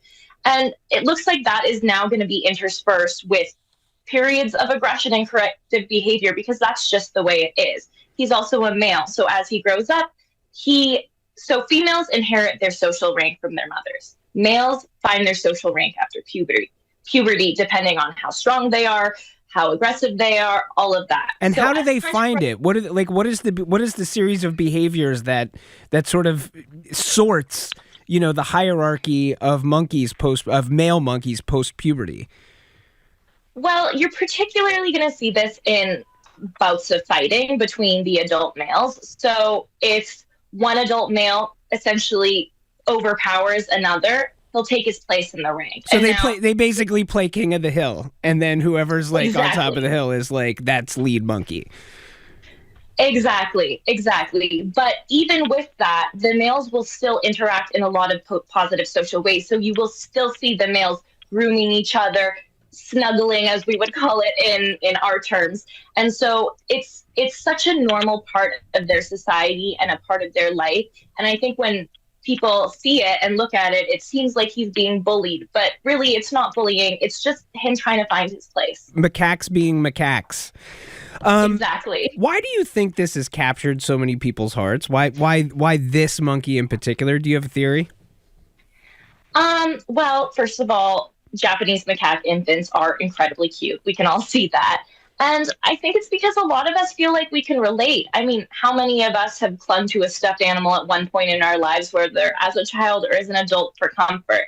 Primates are so similar to us, and I think we can see a lot of ourselves in them. And I think that creates a lot of empathy in people. How do you manage, or how do you suggest a person manage, as you say, especially with primates, but I think we do this with a lot of our pets in particular, or animals in general, right? We have this sense of empathy toward them. We see aspects of ourselves in them. And yet, as you point out, I don't want to say there's danger, but you have to be careful not to anthropomorphize them, because for all the similarities, they also are not human. And some of their behaviors, if we're reading through a human lens, we're going to misinterpret. So how do you strike that balance of loving animals, feeling empathetic toward them, but not turning them into little cute humans and feeling like, they shouldn't be doing this, or, I wish this wasn't happening, because you're reading it through a human lens? Yeah, that's a really great question. And I think it starts with education. It starts with conversations like these, and for people to better understand what's going on. One of the things that I've seen in this situation that really concerns me is everybody who's saying, I want to come adopt Punch and take him home as a pet. And while I understand the sentiment because he's so cute, that is absolutely the worst thing that could happen to any monkey, is have them as a pet. First of all, monkeys do not make good pets, because while Punch is small, he's super cute, but he's going to grow up to be an adult macaque. Macaques are dangerous. And also, wild monkeys, now likely at the zoo, they have disease under control. But if you were to take a wild monkey from the forest, there's high risk of spreading zoonotic disease, which are diseases that pass between humans and animals. So that means they could get us sick, we could get them sick. And we pass diseases to monkeys that are fatal. And so really, monkeys deserve to be in the wild. That is absolutely the best place for them. They deserve the autonomy and the life that is their birthright. So for people that are really passionate about Punch and want to learn more, I really encourage people to do some research, learn about Japanese macaques, learn about monkeys in general, and also look into places that are doing rescue rehabilitation and reintroduction, which is essentially when you take monkeys like Punch, whether they've been orphaned or abandoned, injured, rescued from the illegal pet trade, and then you rehabilitate them into a social group with other macaques or monkeys and try and put them back into the wild, because truly that's where they belong. That was our conversation with biologist Mikaela Gerwing about Punch, the baby monkey, baby macaque. Now, if you, like me, heard the tail end of that conversation where we started talking about keeping monkeys as pets and thought immediately of the show Friends and Ross's pet capuchin monkey, after our interview wrapped, I did make a lighthearted reference to that to Mikaela. And we're going to play it back in the spirit of laughing at ourselves and maybe a word to the wise. They're not pets; they're wild animals, and that's where they deserve to be. Fans of the television show Friends might beg to differ with you about monkeys as pets because but that's a capuchin monkey. So, but we shouldn't have any monkeys as pets, right? No, absolutely not. I work with capuchins a lot, and I've taken a lot of capuchins that have been pets and tried to rehab them. And the damage that it does to them psychologically, emotionally is really quite devastating. Yikes indeed. Up next, we've talked about what's going on in a monkey's mind, but what is going on in our own heads when we watch videos of Punch the monkey, or any cute animal for that matter? That is next.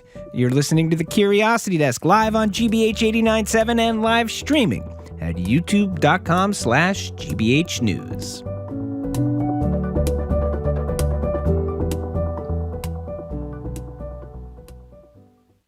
When you're getting ready for the day, get ready with us. Welcome to GBH's Morning Edition. Thanks for having us with you. GBH's Morning Edition with Mark Hurst. Looking at local headlines this morning. More local news. More diverse voices. More unique perspectives. The gateway cities closer to Boston have seen a lot of investment. Others, particularly further west, haven't gotten that same level of investment. GBH's Morning Edition.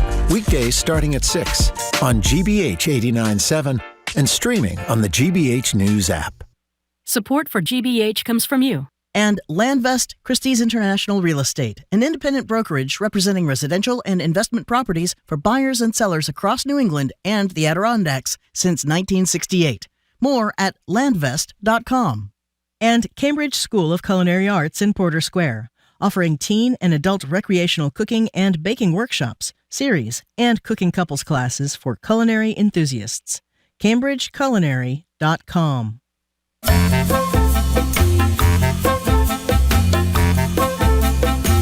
You're listening to The Curiosity Desk on GBH. I'm Edgar B. Herwick III. We're streaming live at youtube.com/GBH News. If you're just tuning in a moment ago, we heard an interview with a wildlife biologist about the social dynamics of macaques and Punch the monkey, who has charmed the internet and the world with his shy demeanor and ratty stuffed orangutan. Till the end of the show, we're sticking with Punch, but we're going to get a little more reflective and ask, why do we respond the way that we do to cuteness? With us to help us along the way is an assistant professor in the Department of Marketing at the University of Cincinnati, and she's done over a decade of research into this. That is Oriana Aragon. Oriana, welcome to the Curiosity Desk. Thank you so much for having me. This is a pleasure. So I'm going to start with the very broad question, and then we can dig into it from there. But why do we see something like what is happening with Punch and it seem like almost universally go, oh my God, that's so cute? What's going on? Yeah, I mean, we have built within us sort of this pattern recognition system. So when we see cute little animals and cute little baby children, and they have certain canonical features that are called baby schema or conditioned schema, when they have those features, it sort of hooks in this system that we have to care for them. So those features are things like large eyes, big head to small body ratio, rounded features, those features that give us the clue that this is an infant and something that might need some care.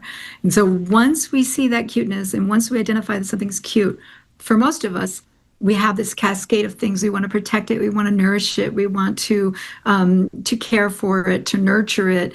And once that activation system is happening, then we have this whole narrative with this adorable punch monkey. So it captures our attention, it engages our care system, and then you have this narrative of something bad is happening to this adorable thing that we want to take care of. And it's just a fantastic hook to grab our attention and get us to want to care and to invest emotionally into what's happening with this monkey. You mentioned two terms which I've certainly seen a lot, and I'd just love to dig into them a little bit. What it means. You said baby schema or Kinchin schema is the other. I think that's how you say it. I've only ever read it, but what is that, and how, like what is that term? What does it mean, and where did we come up with this?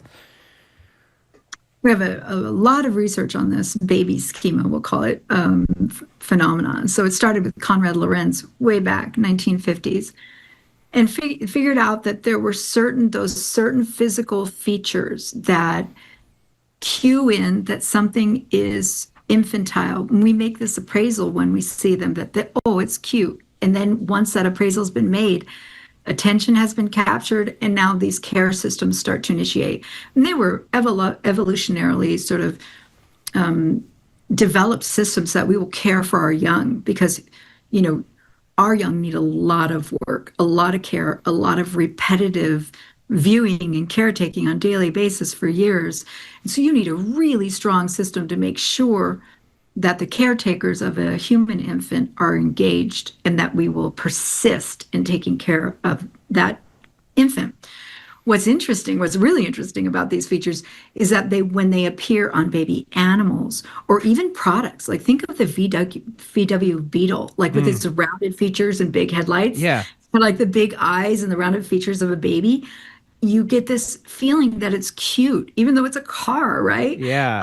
And so these baby animals definitely have these features that the big head to small body, the big eyes, the roundedness, the fluffiness, they have all of this that cues us in, grabs our attention, and that system that was developed over millennia for us to engage with our own human young gets essentially usurped and sort of locked into these other things.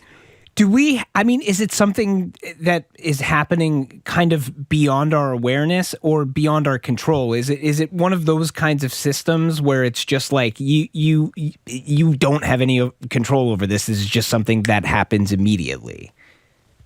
It's sort of like our other survival systems to eat, to procreate, to sleep. It's something that's pretty baked in to our behaviors.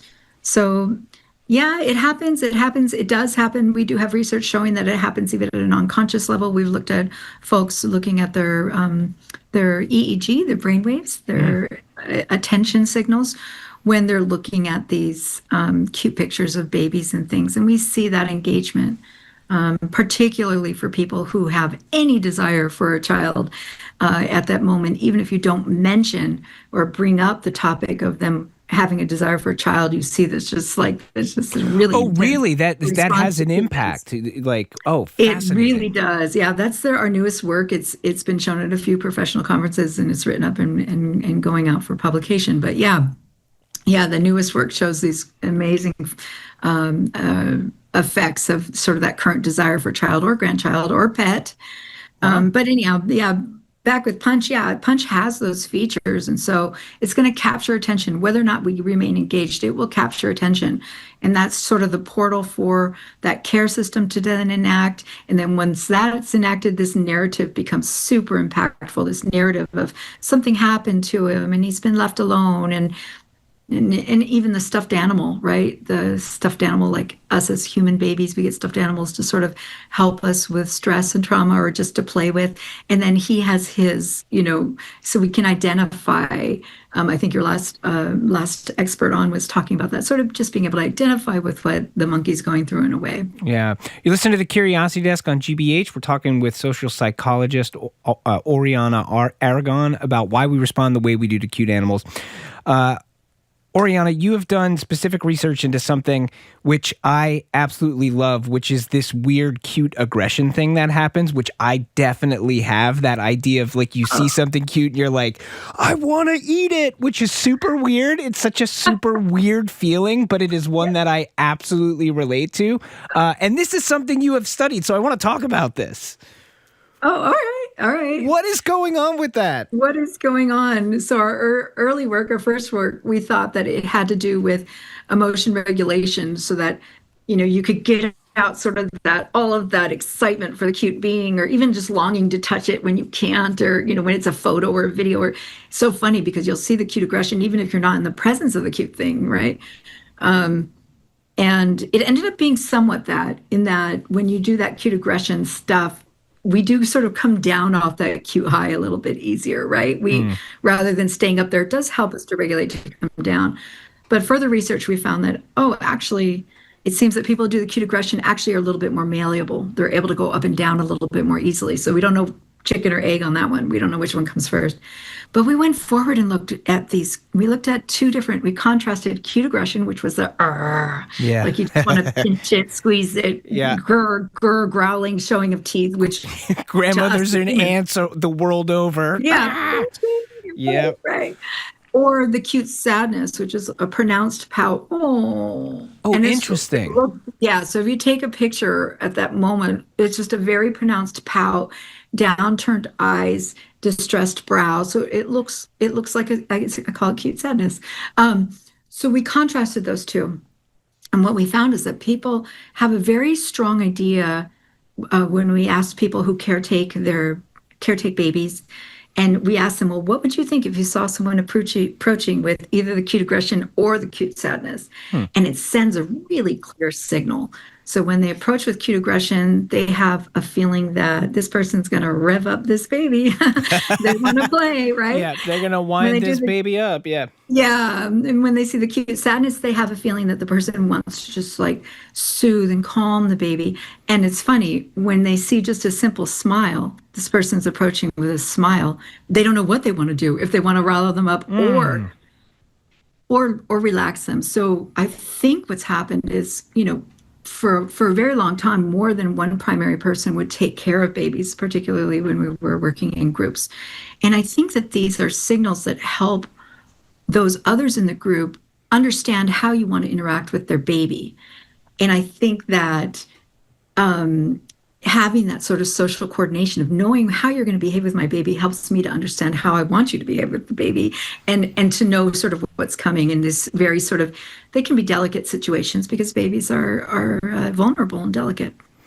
Listen to the Curiosity Desk on GBH. We're talking with social psychologist Oriana Aragon about why we respond to cute animals. Not everybody in the world universally sees this and says, oh my gosh, that's the cutest thing in the world. Not everybody's going to find Punch cute, or not everybody has as pronounced a reaction to cute things. And I presume that is also okay. So I want to make space here for a moment and talk about what might be happening with somebody so that they don't feel like there's something wrong with them or that they're lonely in the world. If they see something that everybody around them is saying, oh my God, that's so cute, and they're thinking, I don't know, it's fine, I guess. What might be going on there? We're finding all of these responses, these cute aggressions, and all of these sort of attraction to and engagement with cuteness. We've done a lot of work on this, and we found that one of the best predictors about whether or not you'll be really engaged is not whether you have children or not. It's not whether you have experience with children or not. It has to do with whether or not there's some sort of desire in there, whether or not it's salient. In other words, this can work outside of your conscious awareness.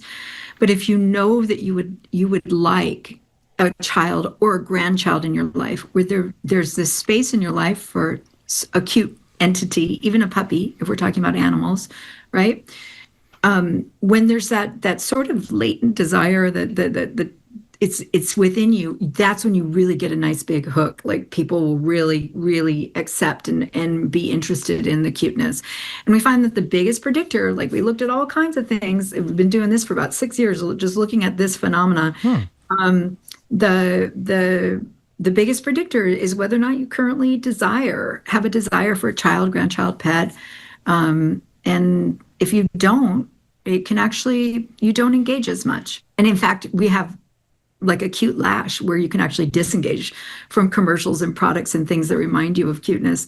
People will actually sometimes disengage because it's not in line with their goals, even if those goals haven't been made salient. So this fascinating stuff. We only have about a minute left, but I do want to ask you, going back to Punch in particular, I mean, this is something that the vast majority of people around the world were experiencing over a screen, whether it be their phone, whether it be their computer, whether it be a clip on television. Does that alter... Is the experience any different when it's happening over a screen than if it's happening in person?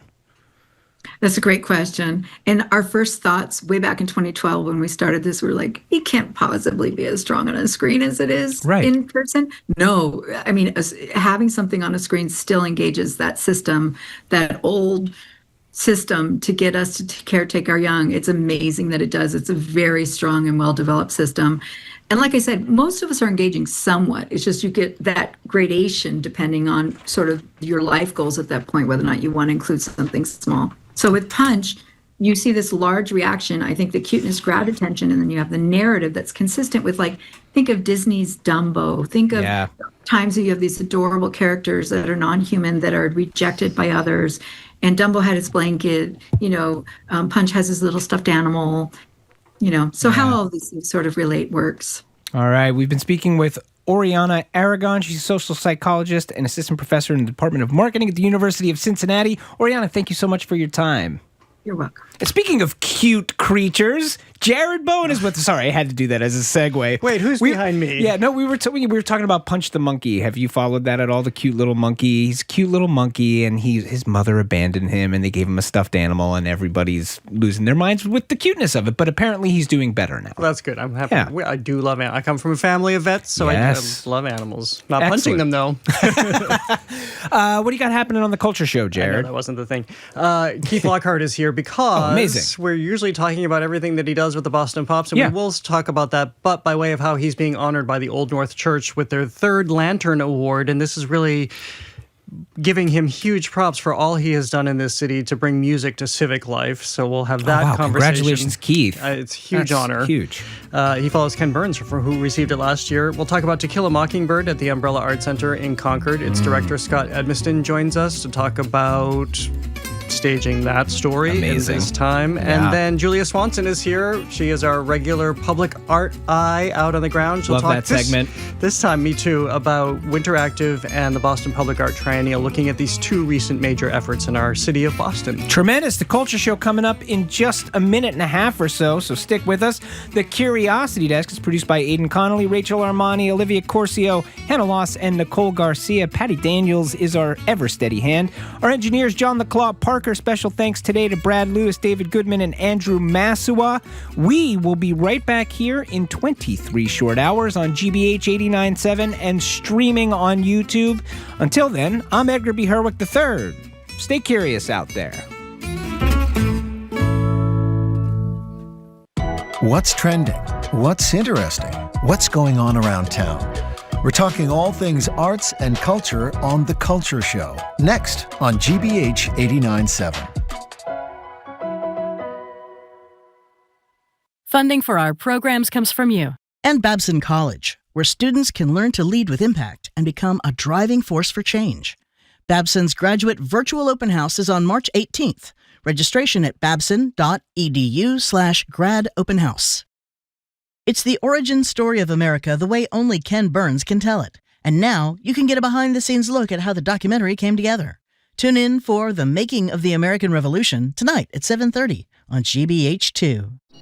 You're listening to 89.7 WGBH HD1 Boston. Online at gbhnews.org. GBH News. What matters to you? I'm Jared Bowen. Coming up on The Culture Show, for 3 decades, Keith Lockhart has conducted the Boston Pops at the defining moments. From festive 4th of July celebrations to the sobering tragedies, when it's the music that steadies us in uncertain times. Now he'll be honored at Old North Church with the Third Lantern Award, linking his work today to Boston's revolutionary past. Keith Lockhart joins us to talk about music, memory, and leading America's orchestra. Then an American classic returns to the stage. To Kill a Mockingbird delivers us inside a courtroom where the verdict reveals more about the community than the accused. A verdict decided on a racial fault line that robs the children witnessing it of their innocence. Why has Harper Lee's Pulitzer Prize-winning story endured for generations? We revisit the play, now on stage at the Umbrella Art Center in Concord. And public art is everywhere, but what makes it work? Julia Swanson of the Art Walk Project compares Winteractive and the Boston Public Art Triennial and explains how placement, context, and play can transform a city block. That's all right now on The Culture Show. The Culture Show is made possible in part by a generous contribution from the Fiducia Fund, proud to support this station's arts and culture programming.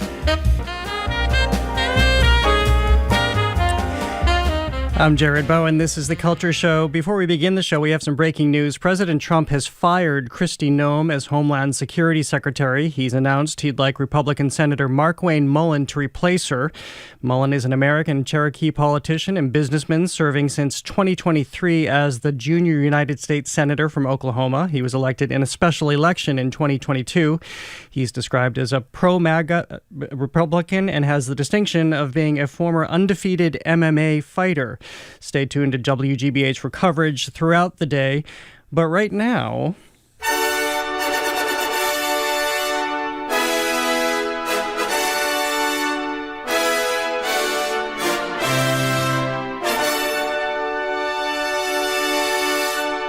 You are listening to The Culture Show, and we're listening to Liberty Fanfare, written by John Williams. For 30 years, Keith Lockhart has conducted the Boston Pops, often at the intersection of music and civic life, leading an orchestra that doesn't just perform concerts, but which also helps aid who we are. With his concerts from the Esplanade on the 4th of July to Symphony Hall and beyond, he's carried forward a tradition that treats orchestral music as ceremonial, as rousing, and as unmistakably American. Now, as the nation prepares to mark its 250th anniversary, Lockhart is being honored at one of Boston's most symbolic landmarks. At Old North Church, where a lantern light once carried a message that would change history, he'll receive the Third Lantern Award, recognizing his role in using music to both reflect and nurture civic life.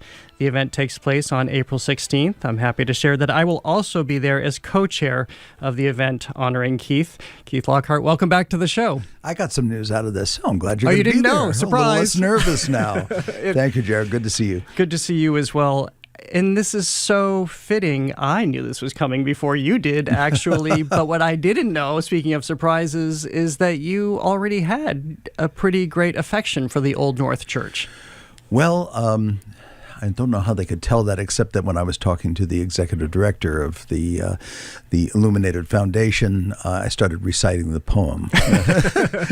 Little Longfellow, also great Massachusetts roots there. I grew up with grandparents who were of a certain time, born in the late 18th and late 19th and early 20th century, and they all knew all of Longfellow's poems by heart. So I grew up reciting those poems, and I also happen to have a brother who's a distinguished author who's lectured at the Massachusetts Historical Society and places like that. So I got dragged to every Revolutionary and Civil War monument and battlefield on the East Coast as a lad. Well, when you think of Boston and you think of that space and what it represents, because you are frequently in the most vaunted spaces in Boston, how do you look at that one in particular? Well, I think one thing about Boston is that had always attracted me since I was a kid. My father was a New Englander, and we used to spend time up here. This was the city for me, even though I was from upstate New York, not New York City. Don't tell them that in New York. I think Boston has always preserved and cherished, possibly sometimes to an excessive degree, its past. But monuments are important. Symbols are important. And the Old North Church, historic building, the oldest extant church in Boston, 1723, I think. So it was already 50 years old when Paul Revere made his famous ride. it has, it really goes back to our national mythology about our roots and where we came from and throwing off the shackles of tyranny. Something that I think is in particularly sharp relief in these particular days. Well, and given the turbulence, as I just opened the show with, I want to go back to your brother being an historian. I didn't realize that either. So we should have him on the show. Maybe we will. You're a good agent. With growing up, having that in your family, and I know your grandfather and his interest in these matters was a big influence as well. Do you think that, have you ever identified how that might seep into what you do? Well, I don't know if it seeps into what I do or if it's partly causatory for what I ended up doing. I have always loved history, and I've always loved the connection of our past to our present. And when you go into classical music, whatever we call it, classical music is not a very good term. What you're dealing with the whole time, what makes something classic? What makes something classic is that it resonates for generations beyond the generation for which it was intended. Something that is a pop song, for instance, is intended to please the people who are buying the recording right now. It's not intended to please people 100 years ago, but 100 years from now. But if it does please people and bring a tear to people's eye, bring a shiver down their spine, a start to their soul, then whether it's visual art or music or literature, it's a classic. And that's why Gershwin songs, which were also just written for their time, made it through their time and still speak to us.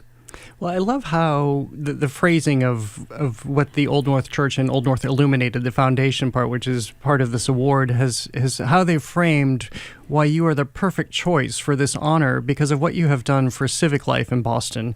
We think of you, of course, at Symphony Hall and great holiday concerts or the great 4th of July festivities, but you have also led the Pops in times when the world was mourning and brought music there. And that is where I think I would observe your importance in introducing us and reacquainting us with the importance of art and music in those really horrible times.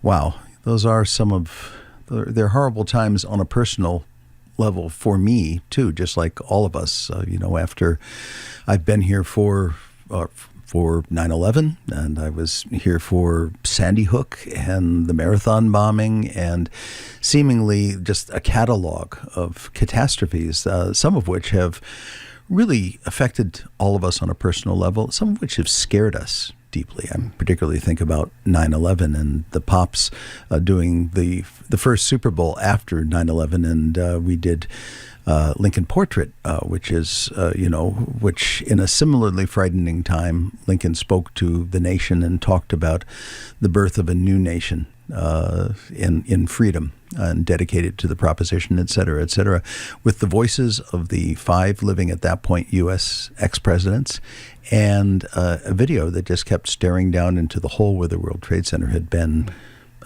5 months earlier. It was hard to look at, even after I'd recorded. I'm glad I didn't have to do it live. But music is a community ritual. It's something we do to come together and feel things together. And I think the thing that is most frightening, and I think in particular how helpless I felt during the pandemic, is feeling those fears alone. And if you can come together, if somebody can say a couple of words and remind you that there is still good in the world and that we still have things to be grateful for, even when it seems like there's very little to be grateful for, then that's one of the great powers of music and the performing arts in general. And it's one of the things that I've always gravitated toward. What have those experiences, you just described it somewhat, but what have they felt like when you're there with your fellow musicians and the audience?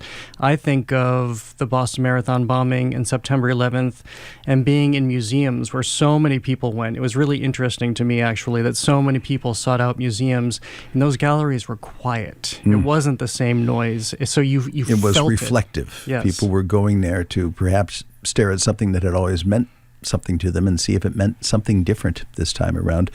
Well, I've been mercifully, I haven't had to address many of these right in the moment they happen, because you have to have a great coincidence to actually have a concert at the point. The one I can remember that was very difficult to do was we were in the middle of Holiday Pops when Sandy Hook happened. Ugh. And having to walk on stage and, somehow set up people to be okay with a celebration. I mean, I couldn't change the entire program. I couldn't change the whole program into a eulogy, but you still have to address the elephant in the room, or otherwise people say, well, this is fake. This is fake conviviality and fake joy. I was on a podium 3 days after 9/11, but not here in Utah.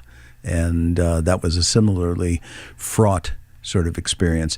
But I think what goes through our minds is, number one, the same thing that goes through the minds of the people we're playing for, which is what's happening to the world, what's happening to my world. Am I going to recognize the world when I get up tomorrow? Are my children going to be safe? Should I even have had children? Any of those questions. But what I think performers really strongly believe that is one of the points at which they are most needed and most appreciated. So I would hate to say that we live for tragedy, but I think we certainly live for being needed. And it's a point that we can all feel the audience reaching out to try to get something for us, and we try very hard to give something back to them. If people are just tuning in, I'm speaking with Keith Lockhart, the Boston Pops conductor, and on April 16th, he'll receive the third Lantern Award given by the Old North Church. I've thought a lot, too, about the people who are in your position, the governor, the president, even my position, to being able to be in this platform with media in this year of our 250th celebrations. You have a bully pulpit. Right. Yeah. It's kind of awkward to admit that, but yes, it's true. And it also brings us so close to what will be another history. What is it for you to be the conductor in this year of our 250th year? I can't say that other word. Yeah. That sounds blah, blah, blah. I can't spell it or say it. It is, well, I mean, it's something that we've all been kind of had our sights on as the next big American holiday since, well, you're not quite old enough, but I'm old enough to remember all the hoopla around the bicentennial in 1976. And I remember watching the nationally televised concert from the Boston Pops and Arthur Fiedler for that. So to get to do the next big landmark in that series is a great honor. And it's a wonderful, it feels a little more fraught than I wish it felt, because the world feels a little more fraught than I wish it felt. I would wish that we could be thinking about nothing but the dream of America realized and still to be realized, and that it could be a holiday that was entirely optimistic and entirely about all the good things that we can celebrate. And it doesn't look like it's shaping up to be entirely that. I think it's still possible to celebrate what is possible, that you don't just have to turn it into a complaint about where we are, because overall, righteousness has won out. Not self-righteousness, but righteousness. If you look back at the canon of American music, has it made you see or hear it differently this year as you're taking a look through the perspective you just described? Well, it's always, I mean, I spend a lot of time looking at the canon of American music, and, always did, and even more so with the Boston Pops, because I really think that's the core of our core repertoire. And it strikes me anew every time I look at it how young this culture still is, how much we are kids compared to some of the other musical cultures that I celebrate that go back 350 years. And here, really, this nation only had a sense of itself that it was able to articulate artistically really only for about the last 150 or even slightly less after the Civil War, with kind of some of those immediate growing pains behind them. American cities started to develop industrialization, the rise of the middle class, the rise of artistic institutions to serve the middle class, and those things are just yesterday in terms of the way Europe looks at them. But to also over these years with the Pops spent so much time exploring different voices and diverse voices, and that the way that things came together in America that they perhaps wouldn't have come together anywhere else. The birth of jazz, the birth of the blues, these things could not have developed anywhere else. And they developed because of the, to use the hackneyed term, the melting pot. So you've mentioned a couple of other cities that you've been in the United States, but you have also had the great fortune of taking this music overseas. And what has that experience been like? Does that feel different? And do you feel that it's received differently elsewhere outside of the United States? Well, I haven't done with the Boston Pops. I haven't done a lot of international touring. We have toured during my time to Japan 5 times, so I very much know what I'm getting there. And matter of fact, I'm actually going to Japan to work with the Japanese orchestra on Sunday. So it'll be my 14th time in Japan, with the first one having been in 1990. So I've really, a lot of my life has been lived there, and I have amazing respect for that culture. I mean, not just the food, but I could just, as soon as you said that, I thought, will you bring me back the egg salad sandwiches from the 7-Eleven? Have you had those? Oh, yeah. Yeah. I mean, aren't they amazing? Everything is perfectly done. Yes. It is a society that values small things done perfectly, whereas I think by comparison, we often look like we value large gestures done less than perfectly. But, and both of those have their advantages. But going there, working with the Japanese orchestra is always wonderful because of the seriousness with which they take their task.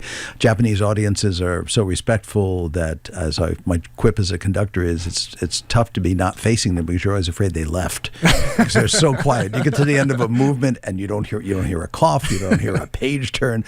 And I have toured in other countries with other orchestras over the time, certainly worked as a guest conductor in other places. But, one of the things about the Pops that has remained important, it's an American institution largely because of the giants whose shoulders I stand on, largely because of John Williams and his fame, and Arthur Fiedler and the fact that he just put this orchestra into every Middlesex village and farm across the country. And when I just came back on Monday from a quick Midwest tour with the Pops, playing the music of John Williams, a specific program that we developed for that, in Missouri, South Dakota, and Nebraska. And I have to say, there is still a heartland affection for this orchestra. This is the reason that we call it America's Orchestra, because it does have a nationwide constituency. I mean, everybody in the classical music world will admit that the Boston Symphony or the New York Philharmonic is a great orchestra, but it's not their orchestra. But there's still many people in South Dakota who believe that the Boston Pops is their orchestra. How has that come to be? I think that came to be by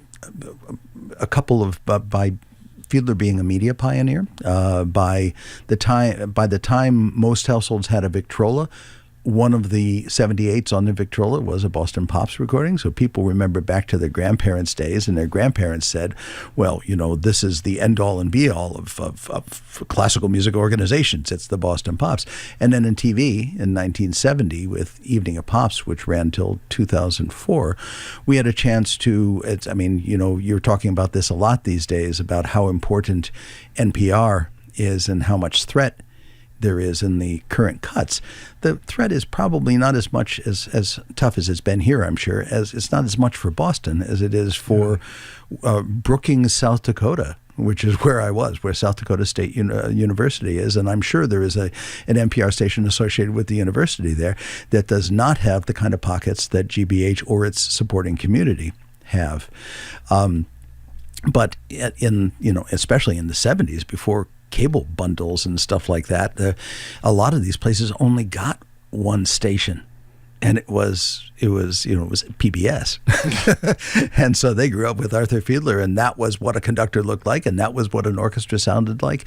And when I first came to the job 30 years ago, when we go on tour, I'd still run into older people or people who were, my age, a little bit younger, who said that they'd grown up, and the one family ritual they did every week in the farmhouse was to watch Evening at Pops, and then they'd talk about it. And so they talked about coming 5 hours to Boise to hear us play, or as being a necessary pilgrimage, a real genuine bucket list, not just a snarky bucket list, but really something that they needed to do. It's so wonderful to think about these things that so many people could coalesce around. Before I let you go, do you enjoy making the speeches? We know what you do at the podium when you're conducting Boston Pops, and you do it so effortlessly. How is it to do the keynote address, as you will when you receive this honor? Oh, now I just reminded myself of that the other day, actually, and I was kind of like, I love speaking extemporaneously. On the podium, I feel very comfortable just turning to the audience and saying, this is kind of what I'm thinking about, this is what I'm feeling, thinking of a couple of salient points that I'd like to get across without actually scripting myself before it. But I have a harder time with scripted speeches, and I probably will do something that's maybe a hybrid between those things for my keynote. The very first speech I really had to give, besides normal talking from stage in Boston, was I had to give the Faneuil Hall address in 1995, which you may know goes back to, I think, every year since the 1780s. I had to stand on that dais where, God knows which patriots stood and spoke, convinced that John Adams was on that stage, and say something to a bunch of people whom I just moved in among that was profound, and it could be laid down along, the Daniel Webster speeches of yesteryear. So terrifying. And it does not help to have a historian as a brother for that, because I'm all too aware of the historical import of these things. Well, I have no doubt that you will be great. And if you don't, I'll be there to let you know. So there you have it. I appreciate that. It's always good, honest feedback. Yes. Keith Lockhart, always great to see you. Thank you so much for being here, and congratulations. Thanks, Jared. Keith Lockhart is the Boston Pops conductor. On April 16th, he'll receive the Third Lantern Award given by the Old North Church, honoring, as they describe it, his, quote, unifying leadership through music. To learn details about attending, visit the Old North Church's website. Again, congratulations. Coming up, To Kill a Mockingbird returns to the stage, delivering audiences back inside a courtroom where justice, conscience, and that conversation. He's next on The Culture Show. Stay with us.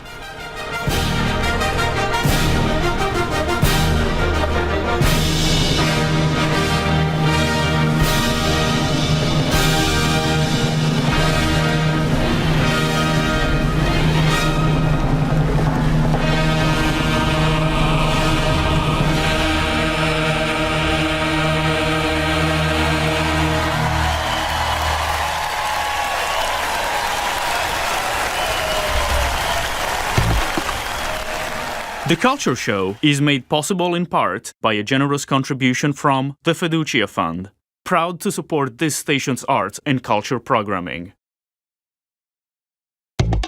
Across the country, more than 43 million Americans have some college credit, but no degree. Longtime part-time student is what I coined myself. So many colleges are looking to bring these students back to campus. I think it's critical to delivering on the purpose and the promise of higher ed. I'm Kirk Carapezza. Hear how these learners can reinvigorate higher ed on the latest episode of the College Uncovered podcast. Find it wherever you listen.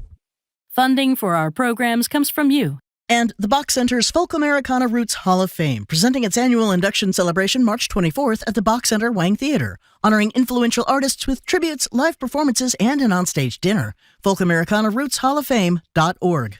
And Addison Gallery of American Art, presenting Both Sides of the Line, Carmen Herrera and Leon Polk Smith, 45 works that highlight the groundbreaking work of the friends and pioneers of geometric abstraction. AddisonGallery.org. And Crowd Street, a platform providing individual investors direct access to private equity, private credit, and real estate. Learn more at crowdstreet.com. Support GBH and unlock the best of NPR and PBS, all bundled in one. With the GBH Super Bundle, you'll get NPR Plus and GBH Passport. So give a little, get a lot in return. Learn more at gbh.org/superbundle.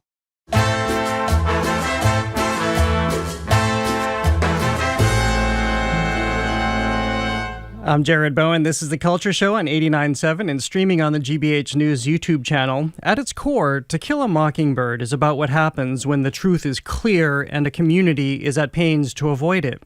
In Harper Lee's 1960 Pulitzer Prize-winning novel, an innocent black man's fate hangs on the willingness of a jury to confront their own prejudice. Simultaneously, a child watches as the adults around her reveal who they really are and comes to understand what the world actually is. That tension has given the story enduring power on stage, where there is no distance between the audience and the moral choices unfolding in real time.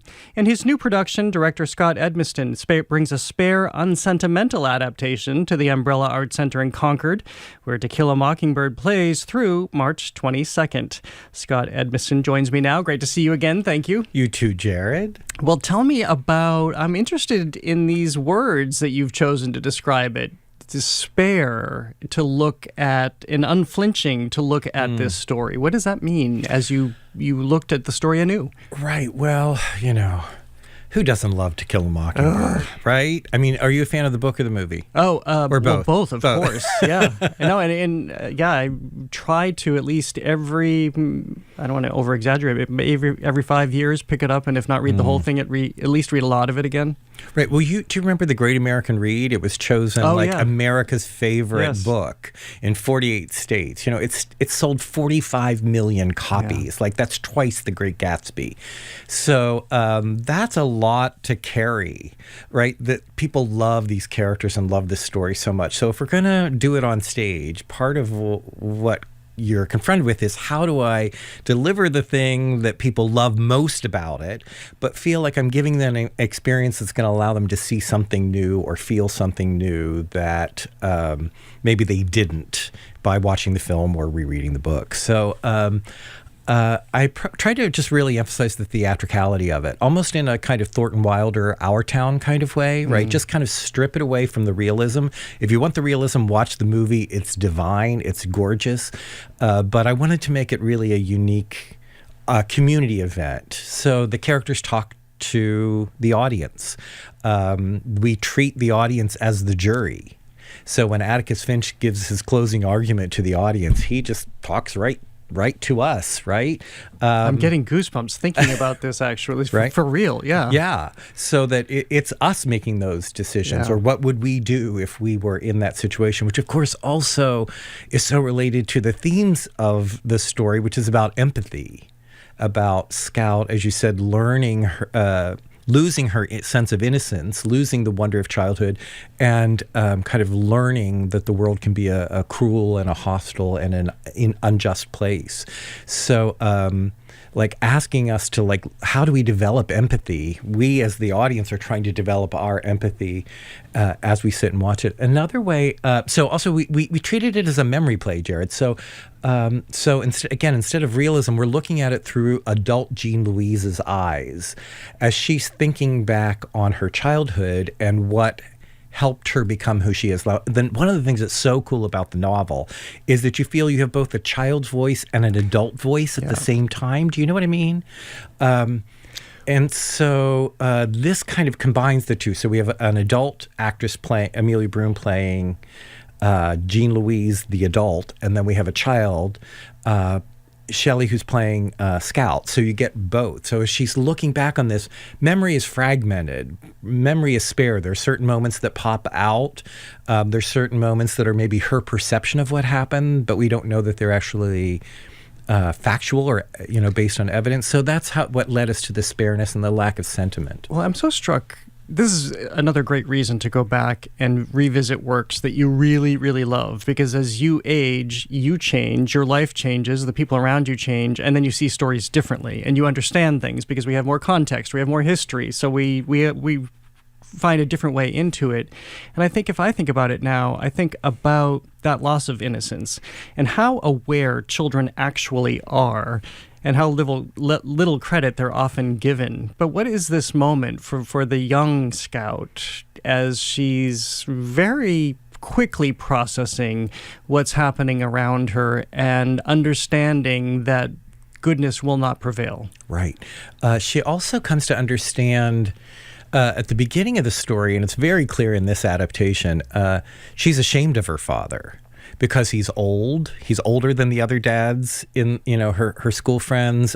She says he doesn't do anything, exciting like hunt or drive a dump truck. He sits in an office and reads. So she's kind of ashamed of her father. And through the loss of innocence, she comes to understand who her father really is as well. The trial, of course, of Tom Robinson, a black man accused of raping a white woman, is a huge part of that, and that she watches that. But as you know, if you know the book, that's 15% of the book. It's 30% of the play. It's 30% of the film. So it gets a lot more play. So that has a lot of impact. But we also tried to look at how all of the people that she encountered at that summer somehow taught her something about the world. Yeah. And it was a summer of transformation for her and putting her on a path to her authentic self. As you mentioned Atticus Finch, I was thinking about this. We talk about figures like Abraham Lincoln or Martin Luther King, who literally are now monuments. They're stone, and it's so hard to think of them as actual living, breathing human beings with failures and wrinkles and all of the other real things that we have. How is it to have an Atticus Finch character on stage? Because I think it's one of those rare examples where that character is now a monument for the way everybody assigns him, thanks to Gregory Peck, a very certain way. Yeah, I asked the actor who's playing it, Barlow Adamson, how he felt about that. Like, how does it feel to be inside Atticus Finch? Because he's kind of, like you said, he's iconic. Barlow entered into it with kind of great humbleness and great humility, and we kept trying to just really come back to the fact that he's just a decent man. And it's based on, of course, Harper Lee's own father, right? So he wasn't a civil rights advocate. He was just a small-town lawyer who took a case, not exactly like the one in the novel, but a similar one, right? Because that was the decent thing to do.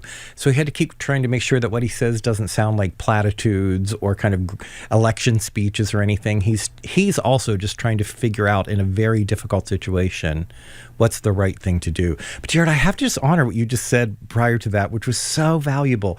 People ask me all the time, like, how is this relevant, or why is it timely? Well, first of all, why do we ask that about theater productions? We don't ask that about, Keith Lockhart, why are you performing Gershwin? Or why are you, right? Why is that timely? Why do we need Gershwin now? Or, we don't go to the MFA and say, like, what? Why is there Monet on the wall right now? Yes. Right? Like, we should just have access, or the library. I mean, a theater is like a cultural resource, right? Here I am on the Culture Show, right? It's a cultural resource. You don't say, well, there are only a few times a year we're going to make the novel of To Kill a Mockingbird available to people because we think now it's resonant. Yeah. It's actually the world that changes, not the work of art. And so I think, what's going on in the world makes us see To Kill a Mockingbird in a new way. And also, like you said, as you grow older. So when we were casting grown-up Jean Louise, I was looking at a lot of different actresses. And the actress that we cast, Amelia Broom, I like the idea that she was now her father's age.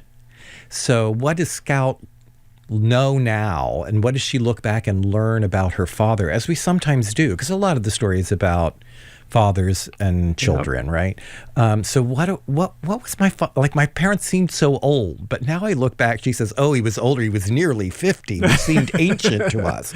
So what do we know now? So I just love that you honor that and recognize the fact it's actually us who are changing. It's the world that is changing, and that allows us to glean new meaning from those great works of art or great works of literature. Well, I also think it's just great fun to do because it's such a revelation how drastically something can change based on the way we change. If you're just tuning in, I'm speaking with Scott Edmiston, the director of To Kill a Mockingbird, now on stage at the Umbrella Art Center in Concord through March 22nd. You've also done something very interesting here. Interesting suddenly sounds like a pejorative. I didn't mean it that way, but something really cool, actually, in bringing in music, very pivotal music to this piece. Thanks, yeah. again, I was trying to think, what can I offer an audience that's a unique experience? And I thought, well, what if we had a musician on stage? And I immediately thought of cello because I think it's so soulful. And also it's a versatile instrument and can have if you choose to, it can also have a feeling of like the fiddle, which is like, this is 1935 Alabama. So I thought, it could give us that feeling of that world. I should just pause you so we can play a little bit. Oh, so now that you've introduced it, Sure. and then we'll talk more about it on the other side. This is from the original composition Scout's Theme by and from Valerie the cello. And as you said, she was hired to create a new soundtrack for the show and plays it live each performance.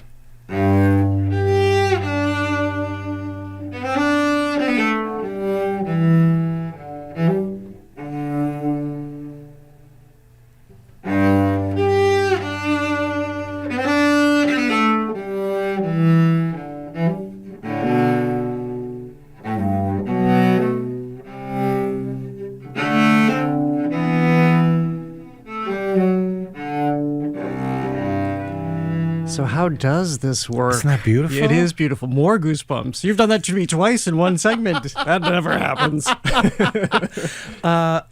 So Valerie composed this original music. She sits on stage. She came to rehearsals. She vibed with the actors. She improvised. We added. We underscored. We found transitions. The core works are she created a theme for Scout and a theme for Atticus. And that theme, for example, has a kind of playfulness about it originally, right, of childhood, a kind of sense of innocence, and then you can start to hear some of the darker themes start to emerge through it. The similar with Atticus's theme, we use that in the courtroom scene a lot, right? There's a kind of, it almost to me sounds like a kind of Aaron Copland kind of musicality to it that has this kind of great American sound and a sense of honor about it. So that was really new. I've never done that before, and we had a really great time. And Valerie is, I think, quite brilliant. Fantastic. Another character in this piece that you wouldn't necessarily see is Harper Lee, because of the way she wrote this story. This is also part of why it endures. We pick it up, and there is this vocabulary, this language that we share just for how she wrote it. How would you say that tone is captured on stage? That's a good question. I brought along, I'll share with you what I said to the actors on opening, right? When I leave them, I try and give them, some words of inspiration.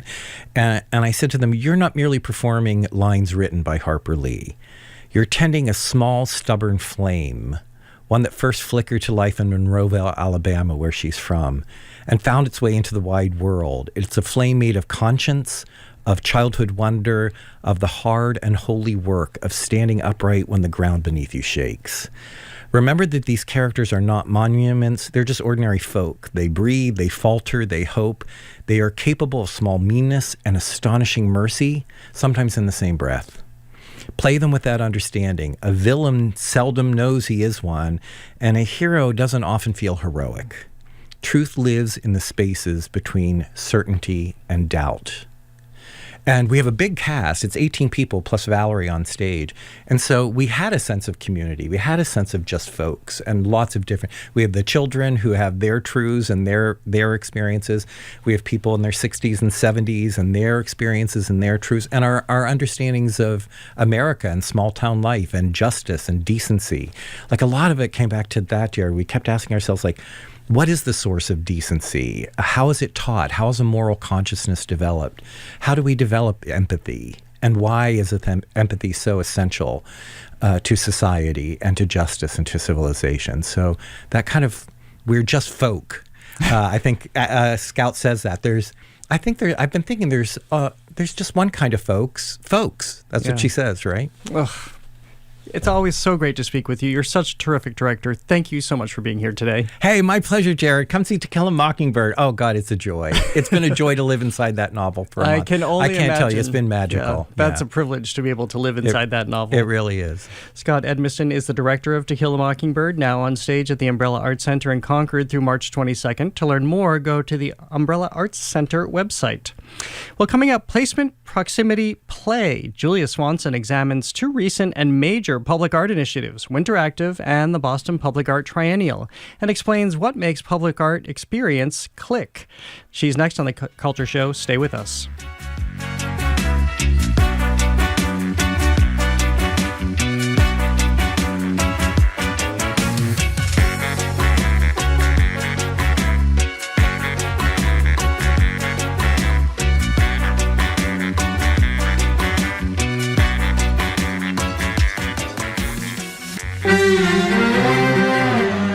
It's a chore most people do at least once a week, taking out the trash.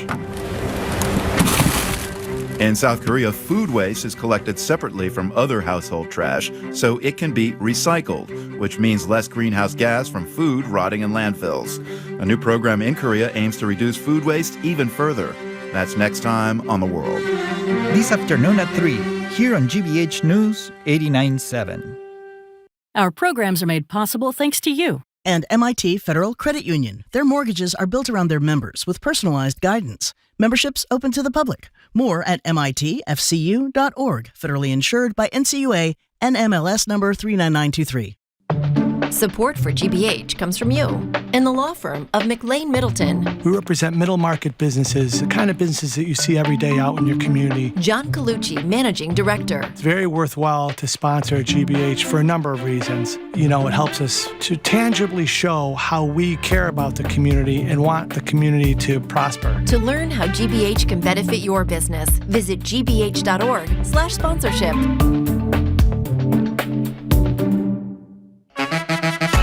Stay connected to your community. Get breaking local news, in-depth stories, and stream GBH 89.7 all in one place. Download the GBH News app on the App Store or Google Play.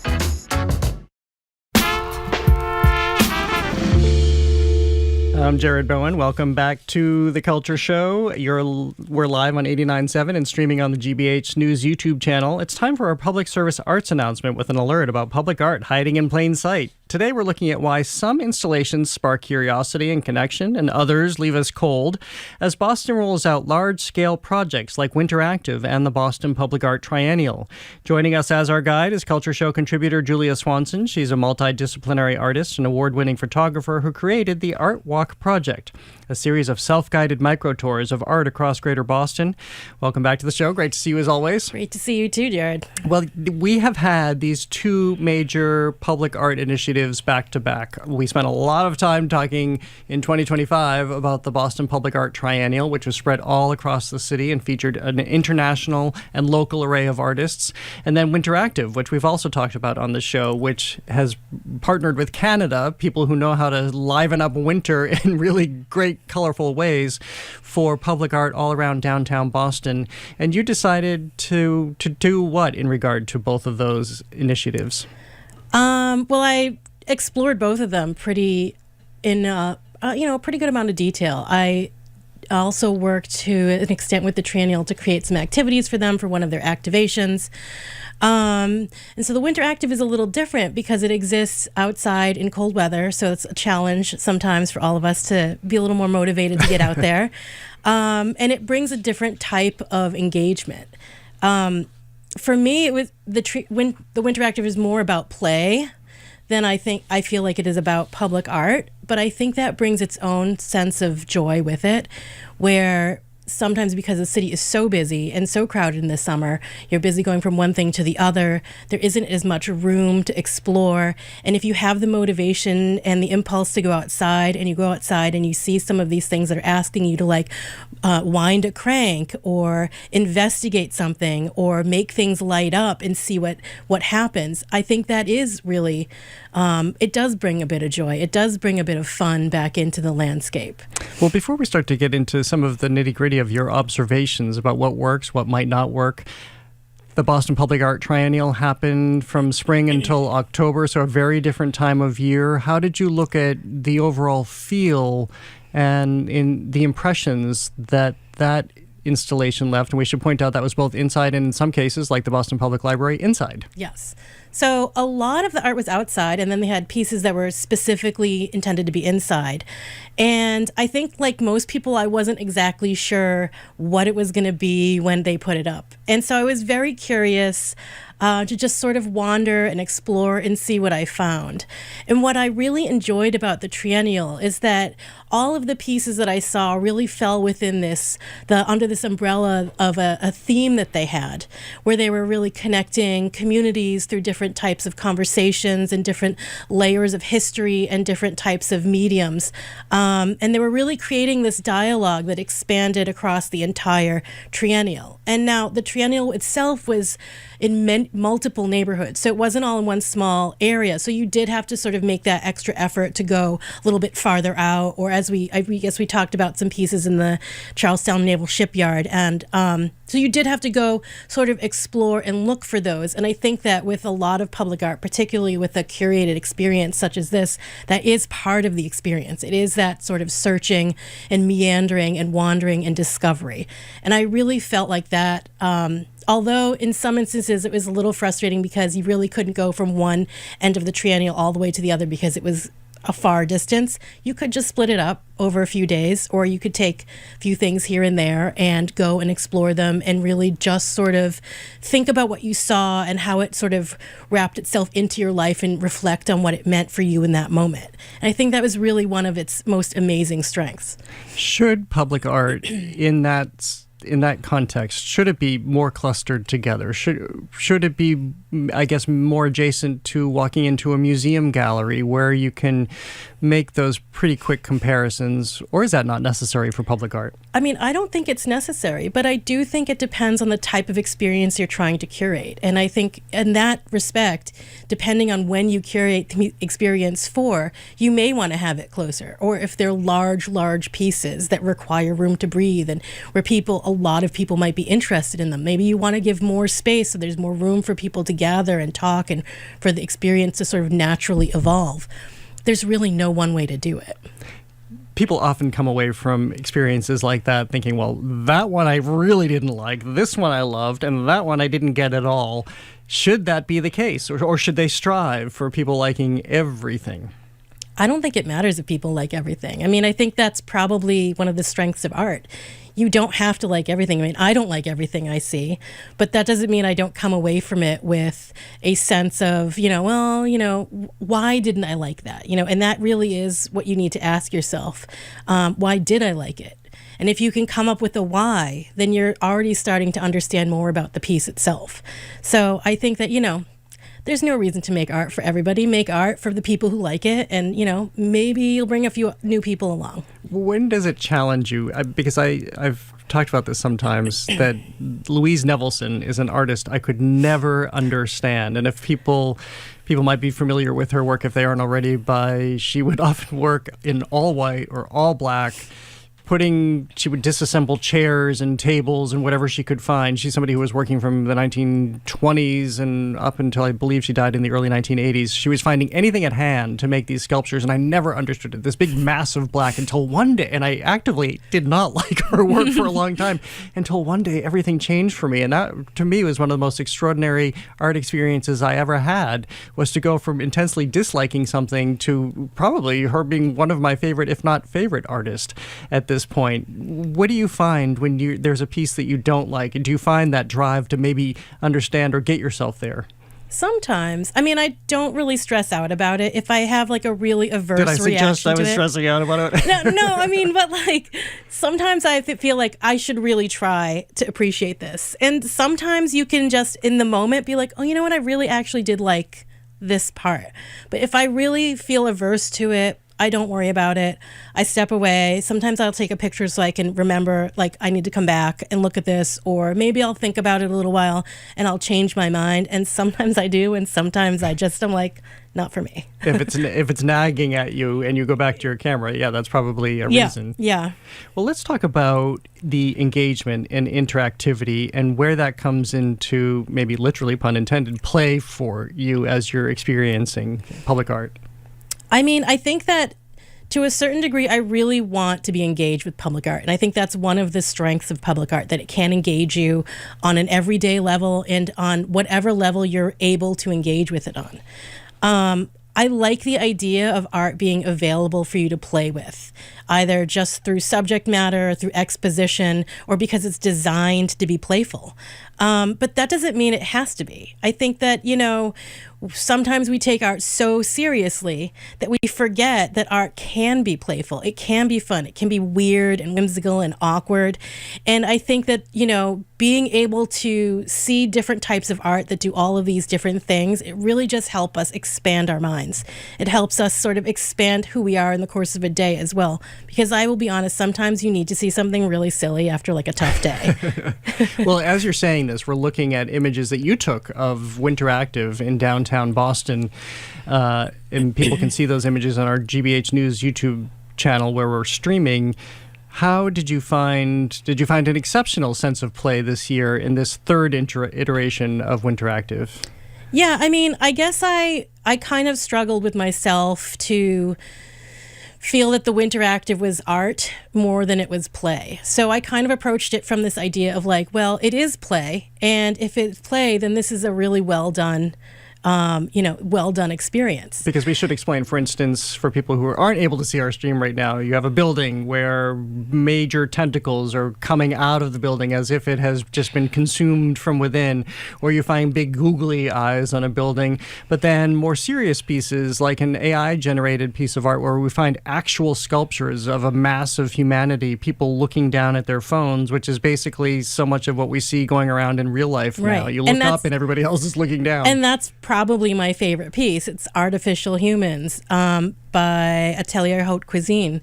And it's really wonderful, kind of the experience of walking through this really commercial area, and you see these glowing figures on those steps, right? And it's curious. Like, I saw it right after they put it up, and I kind of thought like living plastic, and obviously no. But as I went back and looked at it later, it has this beautiful glow to it at night. So it's visually stunning. And then as I read the write-up, I did find the write-up a little confusing, I'm not going to lie. But then I, followed the QR code, went to the website, learned a little more. And it's really, it's amazing the process the artists went through to create this, where they did an AI prompt to generate an image. And then based on the image, they formulated the idea for this piece that they sculpted by hand by modeling their own bodies and duplicating that over and over again to create this incredibly eerie and provocative and just kind of a cool piece that really forces you to stare at it and think about how you're walking down the street. And just, I do it too sometimes because I'm looking for things or I'm not sure, what exactly is where. And the effect that AI is having on us and the effect that we are having on AI. And I find that to be a very provocative thought. And I think it's an important thought as we kind of go forward and we forge our way through, how do we and AI exist in a positive way? So I think it's a really interesting piece. I think people have a lot of different thoughts about it. I really encourage people to go check it out. It's probably my favorite one from the entire Winteractive right now. What would you say was the most striking engagement you had with the Boston Public Art Triennial? With any of the myriad pieces they had on view? Oh, it's definitely, I had to write the title down because it's long. It's the Material Monument to Thomas Morton playing Indian. I absolutely was fascinated by that. I saw it every week while it was up. And describe that piece for people who can't see it. It was totemic in nature, and it was down between Quincy Market and the Carousel. And it featured this historical figure, Thomas Morton, who founded the neighborhood of Marymount and was known to be a very odd and curious, sort of quirky figure from way, way back at the beginning of the colonies. And he was very controversial. And so within this monument, they had fabricated this using 3D printing and lots of different materials. It was by New Red Order. And it basically tells the story of this figure and his relationship with the Native Americans of the area and his story and all of the things like both negative and not as negative that came from his prominence and then what happened to him. And so something about it really resonated me, and I think it's probably multiple things. His relationship to Quincy, Massachusetts, the fact that I'd never heard of him before, the fact that I didn't know that all of this had happened here. I mean, we hear about the Tea Party, we hear about the Pilgrims, we hear about all these things. And this is just an absolutely fascinating and polarizing piece of information. And then I think the way the Triennial approached it, where they had this wonderful historical board there for you to read off of, and for you to then gain enough knowledge so that you could say, okay, well, I actually do want to know more. And you could then go to the QR code and learn more. And then they had an activation related to the monument. And I went to that, and it was really, it was wild. It was really interesting. And I just thought, this is, as far as experiences go and as far as pieces go, this is really going to stick with me. And it has. So you come on, and by the way, if people are just tuning in, I'm speaking with Julia Swanson, Culture Show contributor. She joins us every month. She's the creator of the Art Walk Project, which is a self-guided micro-tours of public art all around Boston. Today we're talking about 2 shows intentionally built around public art, and that's where I want to conclude today. Is Boston is moving forward in this regard. Mm-hmm. This is the 3rd iteration of Winteractive, taking over downtown Boston. This was the first Boston Public Art Triennial, which grew out of Now and There, which was introducing public art around the city. There are the aspirations and hopes that there will be a next triennial in 3 years. Are we on our feet now, do you think, in terms of being a world-class city presenting world-class public art? I mean, I like to think we're on our way. I mean, why not? People are very passionate and very committed and very determined to keep bringing world-class art here and to keep presenting our artists to the world. So I think with that in mind, there's nothing, I mean, I can't think of any reason why we wouldn't be. And what is a triennial signal when that happens for a city? We hear of the Venice Biennale and all of these other international art fairs that happen where people travel all over the world to see this. What does it mean, do you think, for this city to have something of that nature? To me, it means that we're committed, and that we're really committed to seeing this kind of grow. And I think it will. I mean, I can't imagine after last summer, after the excitement, and I realize, people have different levels of excitement about different things, but I think it was overwhelmingly a positive experience, and they learn and grow from what happened last summer and what they did last summer, and they'll grow into what comes in the next years. And I hope that the Winteractive does the same. They learn each year, and they grow each year, and they improve each year, because in truth, if you're able to bring public art to an area, it can only help the area grow. Julia Swanson, wise words. Thank you. As always, great to see you. Great to see you too.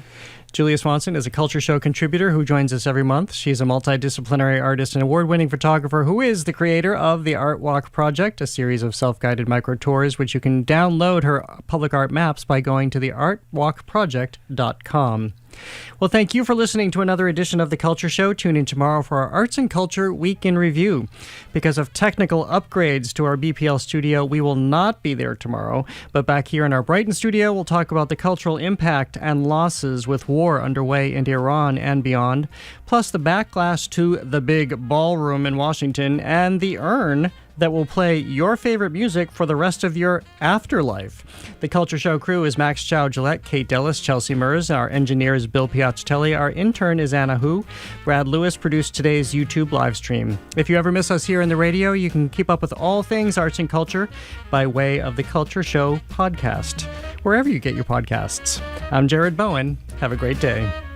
The Culture Show is made possible in part by a generous contribution from the Fiducia Fund. Proud to